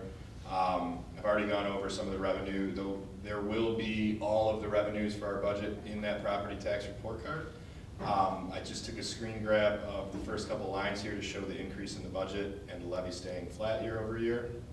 However, what I would like to summarize, I'll be brief with this this one, but also on there is our reserve use. The property tax report card goes over how the reserves are leveraged every year and what our intended use for each reserve is. And then if that balance goes up or down. So if you remember, that's where we received some feedback from the Office of the State Comptroller. So this year, it does show our adjusted fund balance decreasing as of March 31st, which is very important. So that shows that we used our reserves this year. So at the bottom of the report card, you'll see our capital reserve, both the capital reserve fund, which is to continue our cycle that Becky was just talking about with our capital projects. There is our vehicle and equipment reserve, which will show it was used this year to purchase the bus. The other important one will be our unemployment reserve, which we'll be leveraging in the coming school year. And then the two that we used for invoices in this year that will show a decrease and will be leveraged again next year, and hopefully we can replenish them, would be our teacher retirement system invoice and our employee retirement system, our ERS reserve, which we've leveraged both this year to pay those invoices and make sure that those reserves are actually being used how we're saying they're being used. Any questions on the property tax report card? So fun. So fun. Okay, capital outlay project. So as we discussed last time, now you have some pretty pictures around the capital outlay project. So as I mentioned, we have moved in both buildings to a new system called EcoStructure. As part of that move into EcoStructure, it allows us to have visibility into the system. So we're watching all of our HVAC. Our team can see it from afar. Our friend John here needs us to get these new controllers that you're looking, right, John? That's what you want. You want those. Yeah, as many of those as we can get, right? Yeah, you know, and the other thing, we're currently running still a lot of pneumatics, which I'm very quickly finding out is it's old. It's really hard to find parts to keep putting Band-Aids on these things, and they're very expensive because they are out of date, and they're very. We have a very unique system here in the building, so it's challenging. Nice. That so was very the more of these that I see going in is, well, it excites me. But it's definitely something that we need to keep, we need to keep moving forward, in my opinion. Yeah, no, I talked to other directors and like, you're still on pneumatics? I'm like, yeah, we are. So we're shifting. Last year we did some transition from pneumatics to digital, and this year we could have stayed doing that, except this became more of a hot button topic for us. So we're finding that our team at Day Automation that takes such good care of us is losing visibility into our system, which means we are losing visibility, which means the alarms and the alerts that we get to keep ourselves from waste are losing visibility, right? So these all of a sudden became a top priority for us. We will actually be meeting with the team from Day Automation tomorrow. One of the things I love to do is get all the right people in the room, and some of what we have to continue to talk about is we're still doing some things that are, okay, now that's a priority, we better go chase it, versus here are all the things that we need to do, let's take these things and begin to rank them and prioritize what happens as we begin to ebb and flow. So hopefully over the course of the next couple of years, you watch our capital outlay project feed right into that next capital project, and we're never having conversations anymore about pneumatics. How big of a bite are you able to take with a $100,000 investment? Not a big bite, but some strategic bites. So there's at least one server closet in this building that they were gonna attempt. I don't even know. Do you guys know when they came out to test it, were they able to do any kind of upgrade? No, they actually couldn't. That hasn't happened yet because of the other work that was going on. Okay. So we're meeting with them tomorrow, and in the end, my goal is to take these areas that where we lacked visibility the most, that caused us the most issue, that we go ahead and do some strategic replacement. So will we be able to chase a lot? No. We also didn't chase a ton of pneumatics. So we want to make sure we get the full cost of what it's going to take us to replace all the pneumatics, and then start to make decisions. Do we come back for another $100,000? Do we stop chasing pneumatics with these smaller projects and just wait until we get to the capital project? Do we instead chase some of these things? And I feel like that conversation is one that everyone at Day Automation that takes care of us for different reasons. So getting all of those people into the room, I think, has been probably some of the most enlightening conversations I've had in the last 2 months around pneumatics.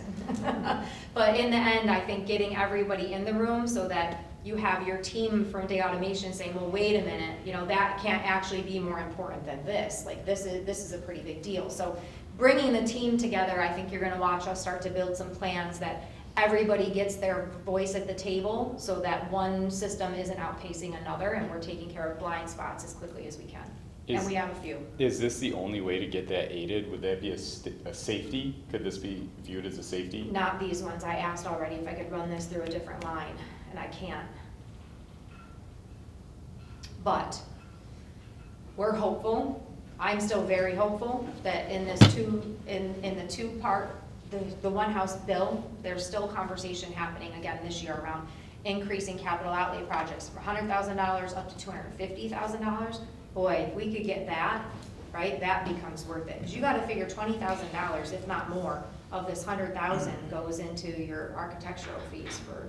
Well, and it opens up the time frame, and you can do it in multiple buildings as well with this new building. It sounds, everything I've read and heard sounds very positive that this is going to go through. So you look through the warrants we approve, and the utility expenses are huge, and so you can, I don't know, yeah, I mean, we'd love to have this funded, but I think it might, I'm interested to hear what Day has to say in their presentation to you, but this might be a situation where you've got to have a reliable vehicle to get to work every day. Yes. And if your car tire keeps going flat, I mean, sometimes, yeah, saving money could probably in the short term have a payback on a project like this. Yeah, that is definitely how it feels. That is definitely how it feels.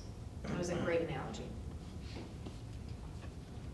So what happens if our budget does not pass on the first vote? So let's talk a little bit about contingent. So the board has two options. You can either take the exact same budget out to vote for one additional vote. The board could submit the exact same budget or a revised budget, which is your other option. If the budget is defeated a second time, the district must adopt a contingent budget. We're going to talk a little bit about what that means in the next couple of slides. Specifically, in a contingent budget, the tax levy can be no greater than the previous year. Our tax levy is already no greater than the previous year. In a contingent budget, we will not be able to buy equipment unless that equipment is for health and safety concern. We will not be able to do anything with our capital outlay project. That comes right off the top. We cannot offer our community the use of our facilities without charge. So that was another conversation. Like, you're going to see me get kind of specific as we get into the public hearing, because I think it's imperative that the public understand that if we end up in a contingent budget, the board, it will be, I will do what you ask of me in terms of going out for a second vote. But what I want to show you is that we've basically built our contingent budget already. So we are situated right now, what I would call, we're gonna live in a contingent budget. When we go out at a 0% tax levy for another year in a row, you're not really seeing any growth in this budget to begin with. We're working really diligently to take on the added expenses that are happening with the economy with only the addition of revenue that really is coming from the state of New York, right? So no increases in your tax levy means we're running more bare bones now than what we were. So we're pretty conservative and pretty contingent. So what would come out? Total equipment right now in the budget, we're only asking you for $61,294 in equipment lines. That would have to come out. We are asking you for a $100,000 capital outlay project. That would have to come out. Maybe we could get it through with health and safety if we try to really make a good case for it. Possibly we could still spend that money. Just putting that out there, that now it would be at it would have to meet that threshold or that rubric score of what is called necessary and contingent.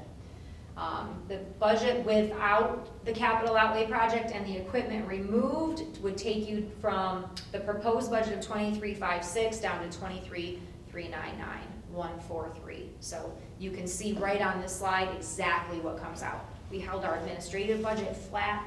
Our capital improvement is only that capital outlay project, and your expenses actually dropped a little bit there programmatically because, as we've explained, we had quite a few teachers retire last year.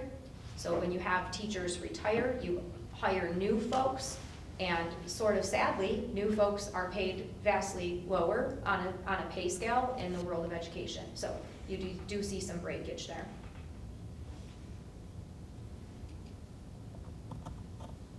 Slide just talks a little bit about the vote history. You will see that we have only captured 25, 26 yes votes, so I just want to draw your attention to the fact that even though we were pretty deflated after that first vote, when the community caught hold, they came out in droves. So you watch that budget pass with flying colors that second time through. What I'm hopeful for is that we've done a better job this year at communicating with the community, that we're hearing their voice, we're going out of zero to begin with. We do need to continue talking about an on-ramp.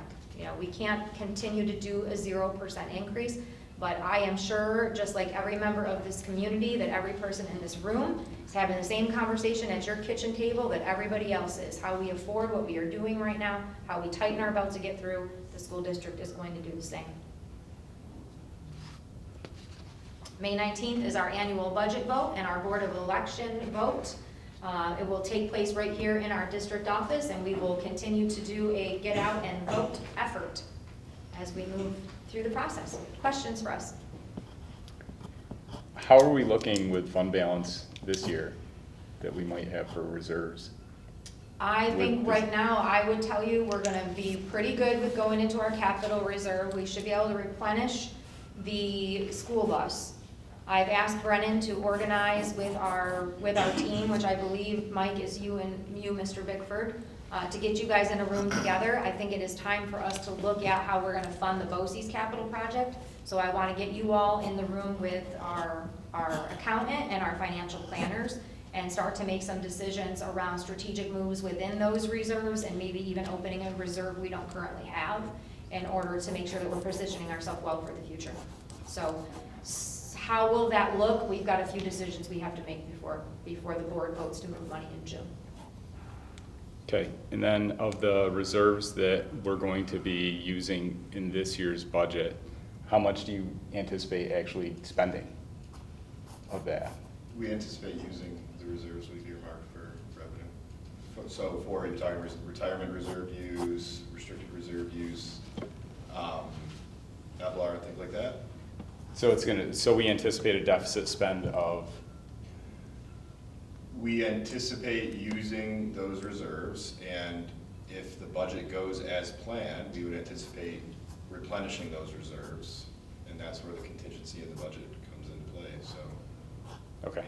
When you're looking at this budget and the way we use our reserves, if everything we've projected in terms of our appropriations comes to pass, right? So in our budget build, when we're building our appropriations, we're building for some of those unknown variables, right? The things that could happen. So that appropriations budget is built for that. In order for the appropriations budget to be built for that, we have to earmark reserve use, because if not, we'd be talking about a very large contingency that we'd be collecting tax money on, right? Yep. So we're in a better place, because right now, we can use our reserves and earmark them that way, versus saying we run the most skeleton budget in the whole wide world, and in order to handle contingency, we need to do a massive increase in tax. So we're earmarking the reserves to say, boy, if we have a bad year, if all the things that we think could happen to us were to happen, yes, that's exactly what your spending would look like.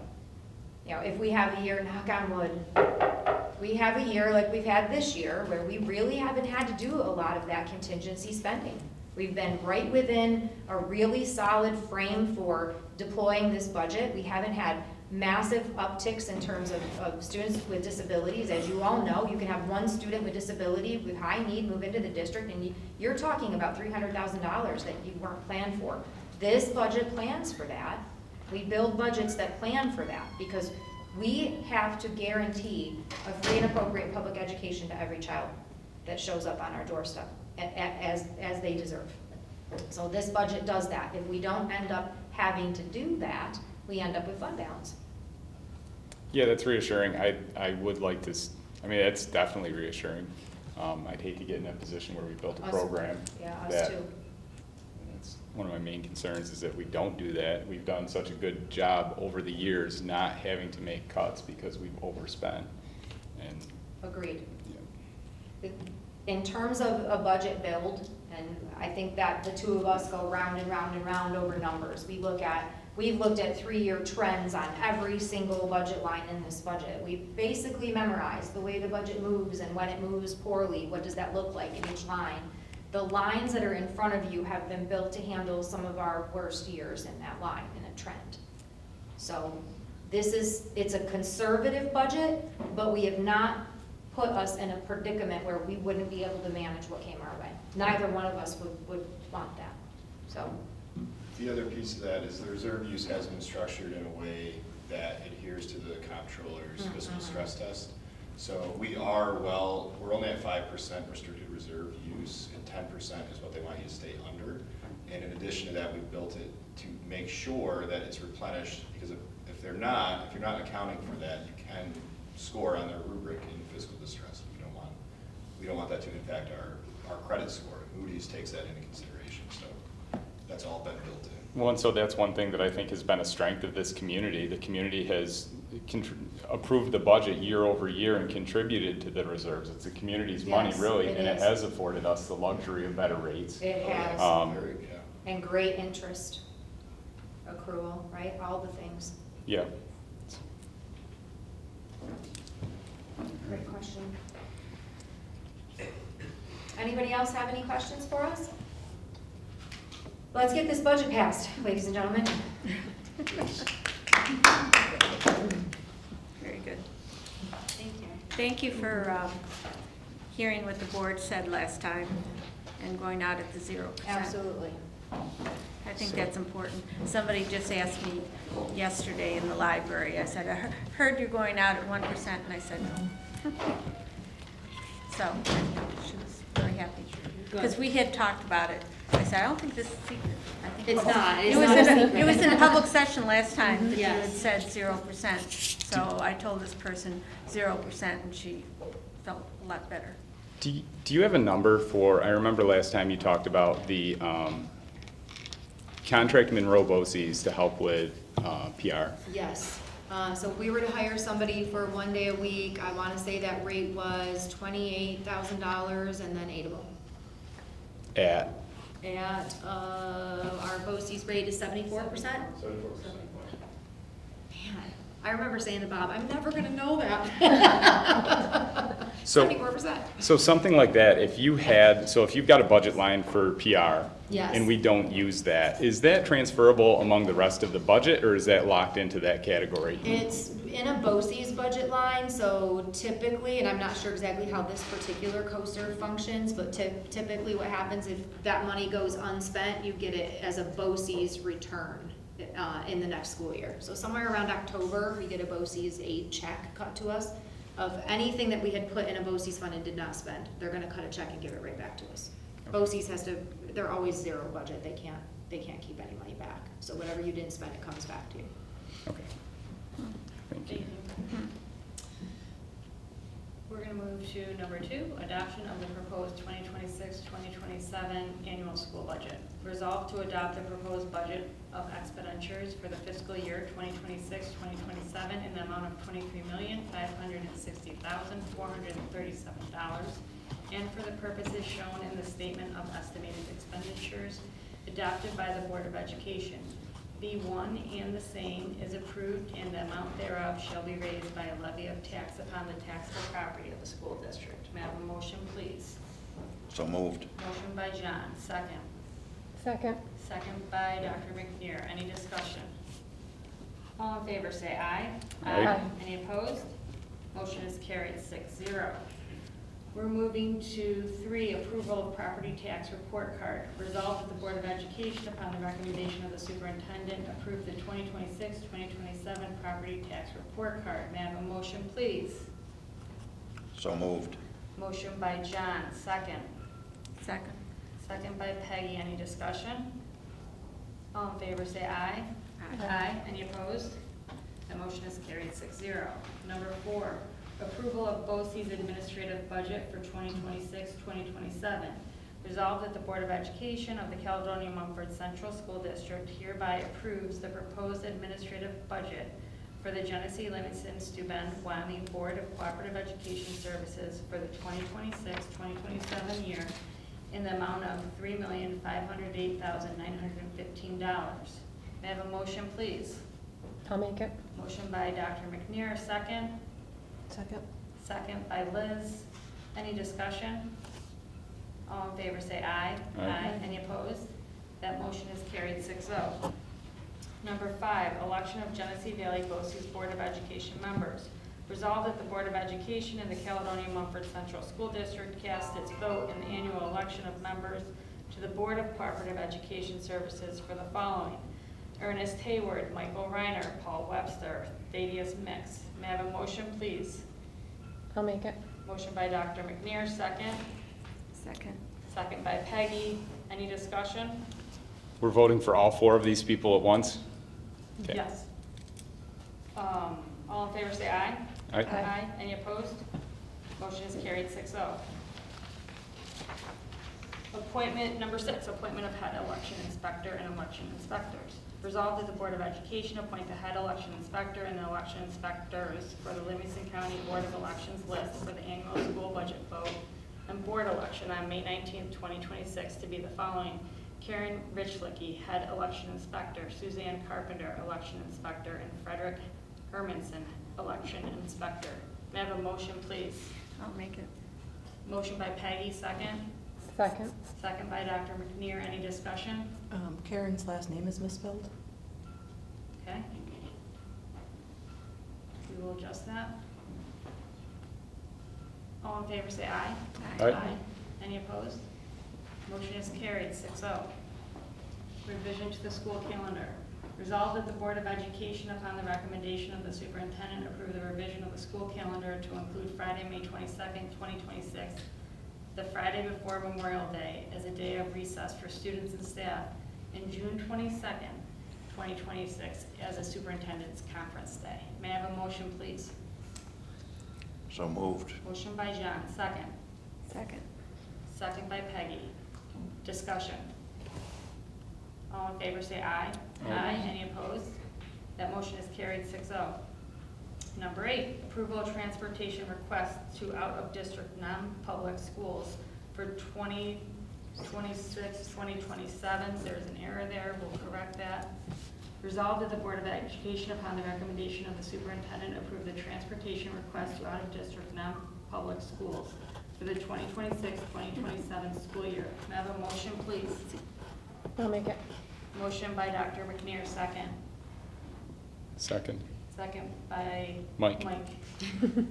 Tired, thank you, Mike. All in favor, or any discussion? All in favor say aye. Aye. Any opposed? Motion is carried 6-0. Award of prime contracts. Whereas the Caledonia Mumford Central School District has been authorized by community referendum dated December 5th, 2023, and whereas the Board of Education further requests the district administration to facilitate the award of contracts to the capital construction project known as 2025 Capital Improvement Project Phase 2. Be it resolved, the Caledonia Mumford Central School District's Board of Education, after review of bid results and recommendation for award from Campus CMG, authorizes the superintendent, Dr. Rebecca Chanel, to sign contracts below on behalf of the district. General Trades, Upstate Restoration of New York, in the amount of $245,700. May I have a motion, please? Yep. Motion by John, second. Second. Second by Dr. McNear. Any discussion? The scope of work on this, Dr. Chanel, is? This is the brickwork that's running across the backside of this building. That's it, this wall being repaired. Perfect. Thank you. You'll see the roof work next time. It will then tie into the same location. Thanks. All in favor, say aye. Aye. Any opposed? That motion is carried 6-0. Number 10, approval of updated job descriptions. Resolved that the Board of Education, upon the recommendation of the superintendent, approve the following updated job descriptions. Grade chairperson, team leader. Elementary, middle, high school chairperson, team leader. Mentor coordinator. May I have a motion, please? I'll make it. Motion by Peggy, second.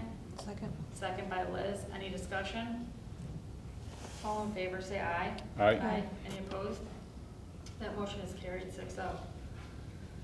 Number 11, approval of revised corrective action plan. Resolved that the Board of Education, upon the recommendation of the superintendent, approve the revised corrective action plan in response to findings identified in the extra classroom activity fund audit for the school year ended June 30th, 2025. And that the revised CAP includes updates to address prior year, school year 2024 deficiencies, including those related to sales tax and raffle activities. May I have a motion, please? So moved. Motion by John, second. I'll second it. Second by Mike. Any discussion? All in favor, say aye. Aye. Aye. Any opposed? The motion is carried 6-0. Number 12, creation of transportation proposition. Resolved that the Board of Education, upon the recommendation of the superintendent, place the following resolution on the ballot on May 19th, 2026. Proposition number 2, shall the following resolution be adopted to wit, resolve the Board of Education of the Caledonia-Mumford Central School District is hereby authorized to undertake the acquisition of one school bus and an aggregate maximum cost not to exceed $200,000, inclusive of trade-in value with such sum or so much thereof as may be necessary to be raised by an expenditure of $200,000 from the district's existing capital vehicle equipment reserve, established by the voters of the district on May 16th, 2023. And be it further resolved that the Board of Education shall be authorized to enter into a purchase contract for this school bus on terms satisfactory to the Board of Education. Number 2, the district clerk or the clerk's designee is hereby directed to add the above to the notice of the annual meeting of the school district. Number 3, the resolution shall take effect immediately upon its adoption. Duly put to a vote as follows. May I have a motion, please? So moved. Motion by John, second. Second. Second by Dr. McNair. Any discussion? Quick question on that one. The school bus, it says that the total price inclusive of trade-in value. Do we ever trade in those buses or they're We've been auctioned? selling them at auction. Okay. So would the auction value of a bus be applied to the purchase price? The auction value of the bus goes right back into the general fund, so, but no, it's not included in the purchase price. Okay, thank you. I have one other question. Sure. It always comes out in my kitchen table about whether there be any bus runs that can use a smaller bus. Because so often times they're not full at all. And it's just. Sure. It was just brought up to me. I was wondering, we have a new director of transportation coming in, and I was wondering whether that would be something he could consider at some Yeah, so point. we've been on a little bit of a mission with that, so I updated the board. We purchased a new software, it's called Traversa. Right, that's going on our buses. Our buses are now outfitted with like an iPad style communication tool. So as kids board the bus driver actually clicks their little face and says that they're present, right? So it's taking their attendance. It's also able in the back end to manage our transportation aid, but once we have a tool like this, we can actually see bus ridership. We can get way better data on our daily rides, what that looks like. What I would say, last year in the public hearing, that the same question was asked, right? Without a good data set to make a good decision, you could end up cutting a bus run only to have to turn around and put it back, right? So we are in the process right now. Sorry, everybody, that we're doing a software upgrade, but we're about, I'm gonna say 3/4 through the software upgrade.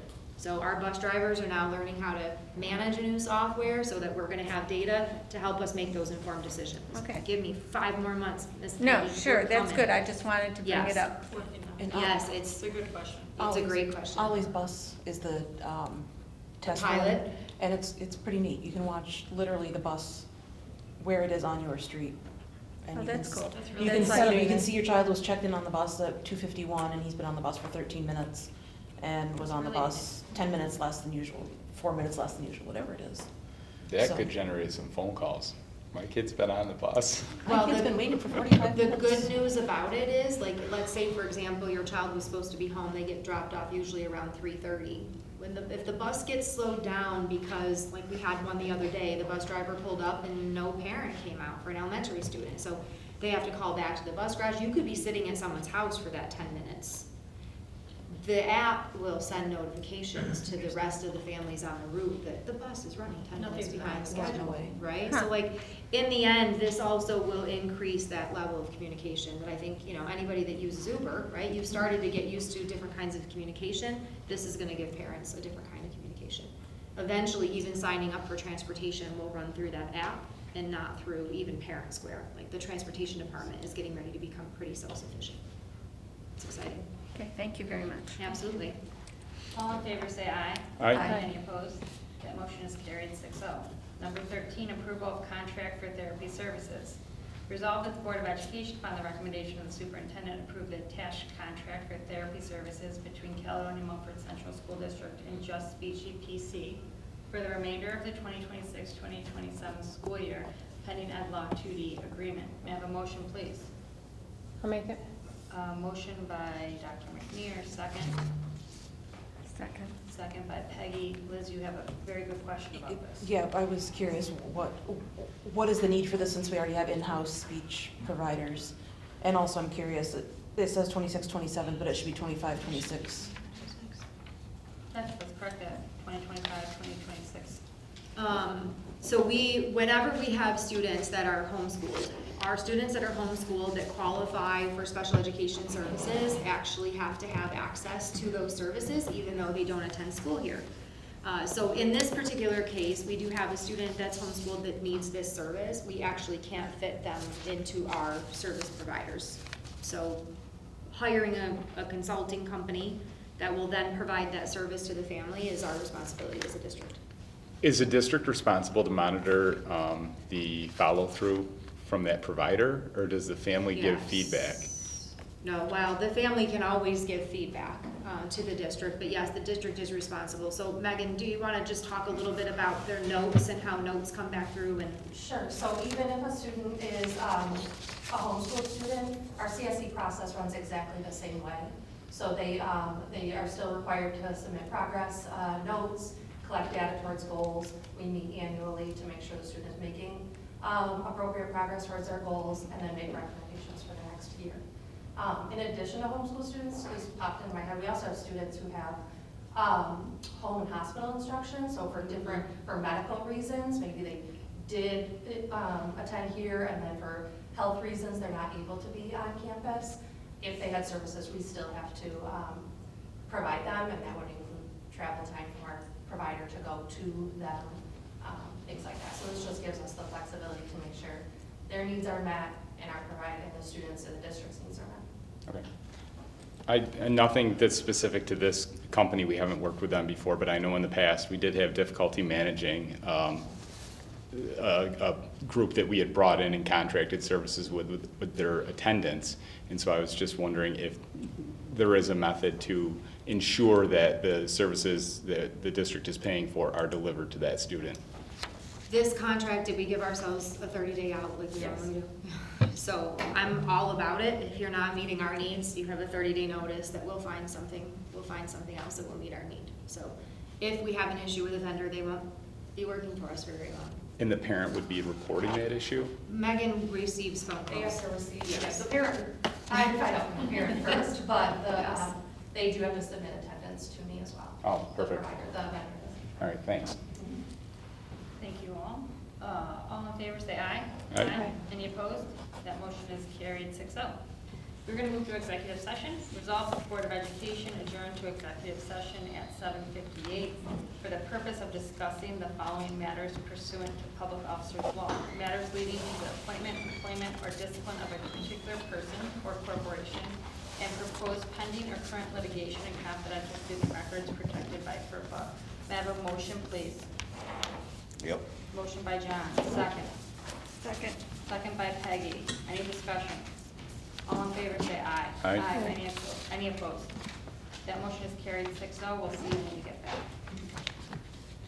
Welcome back. We are done with executive session. Resolved that the Board of Education return to regular session at 9:30 p.m. May I have a motion, please? I'll make it. Motion by Dr. McNeil. Second? Second. Second by Peggy. Any discussion? All in favor, say aye. Aye. Any opposed? Motion's carried 5-0. We're going to move to personnel. Number 1, approval of substitutes. Resolved that the Board of Education, upon the recommendation of the superintendent, approve the following substitute for the 2025-2026 school year: Danielle Lopez, teacher aide, and Edward Coleman, custodial. Motion, please. I'll make it. Motion by Dr. McNair, second. Second. Second by Peggy. Any discussion? All in favor say aye. Aye. Any opposed? Motion is carried 5-0. Number 2, appointment of elementary teacher.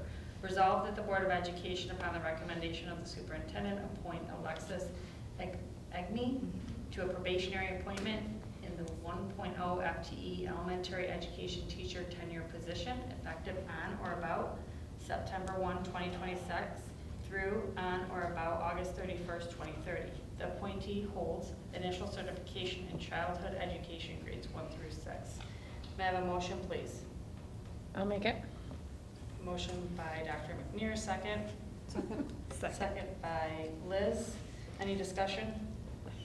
All in favor say aye. Aye. Any opposed? Nay. Motion is carried 4-1. Number 3, appointment of elementary teacher. Resolved that the Board of Education, upon the recommendation of the superintendent, appoint Catherine Stahl to a probationary appointment in the 1.0 FTE elementary education teacher tenure position, effective on or about September 1, 2026 through on or about August 31st, 2030. The appointee holds initial certification in early childhood education birth through grade 2. May I have a motion, please? I'll make it. Motion by Dr. McNair, second. Second. Second by Peggy. Any discussion? All in favor say aye. Aye. Any opposed?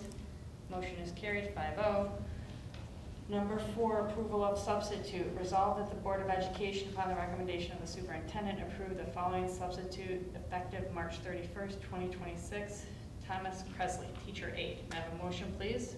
I'll make it. Motion by Dr. McNair, second. Second. Second by Liz. Any discussion? All in favor say aye. Aye. Any opposed? That motion is carried 5-0.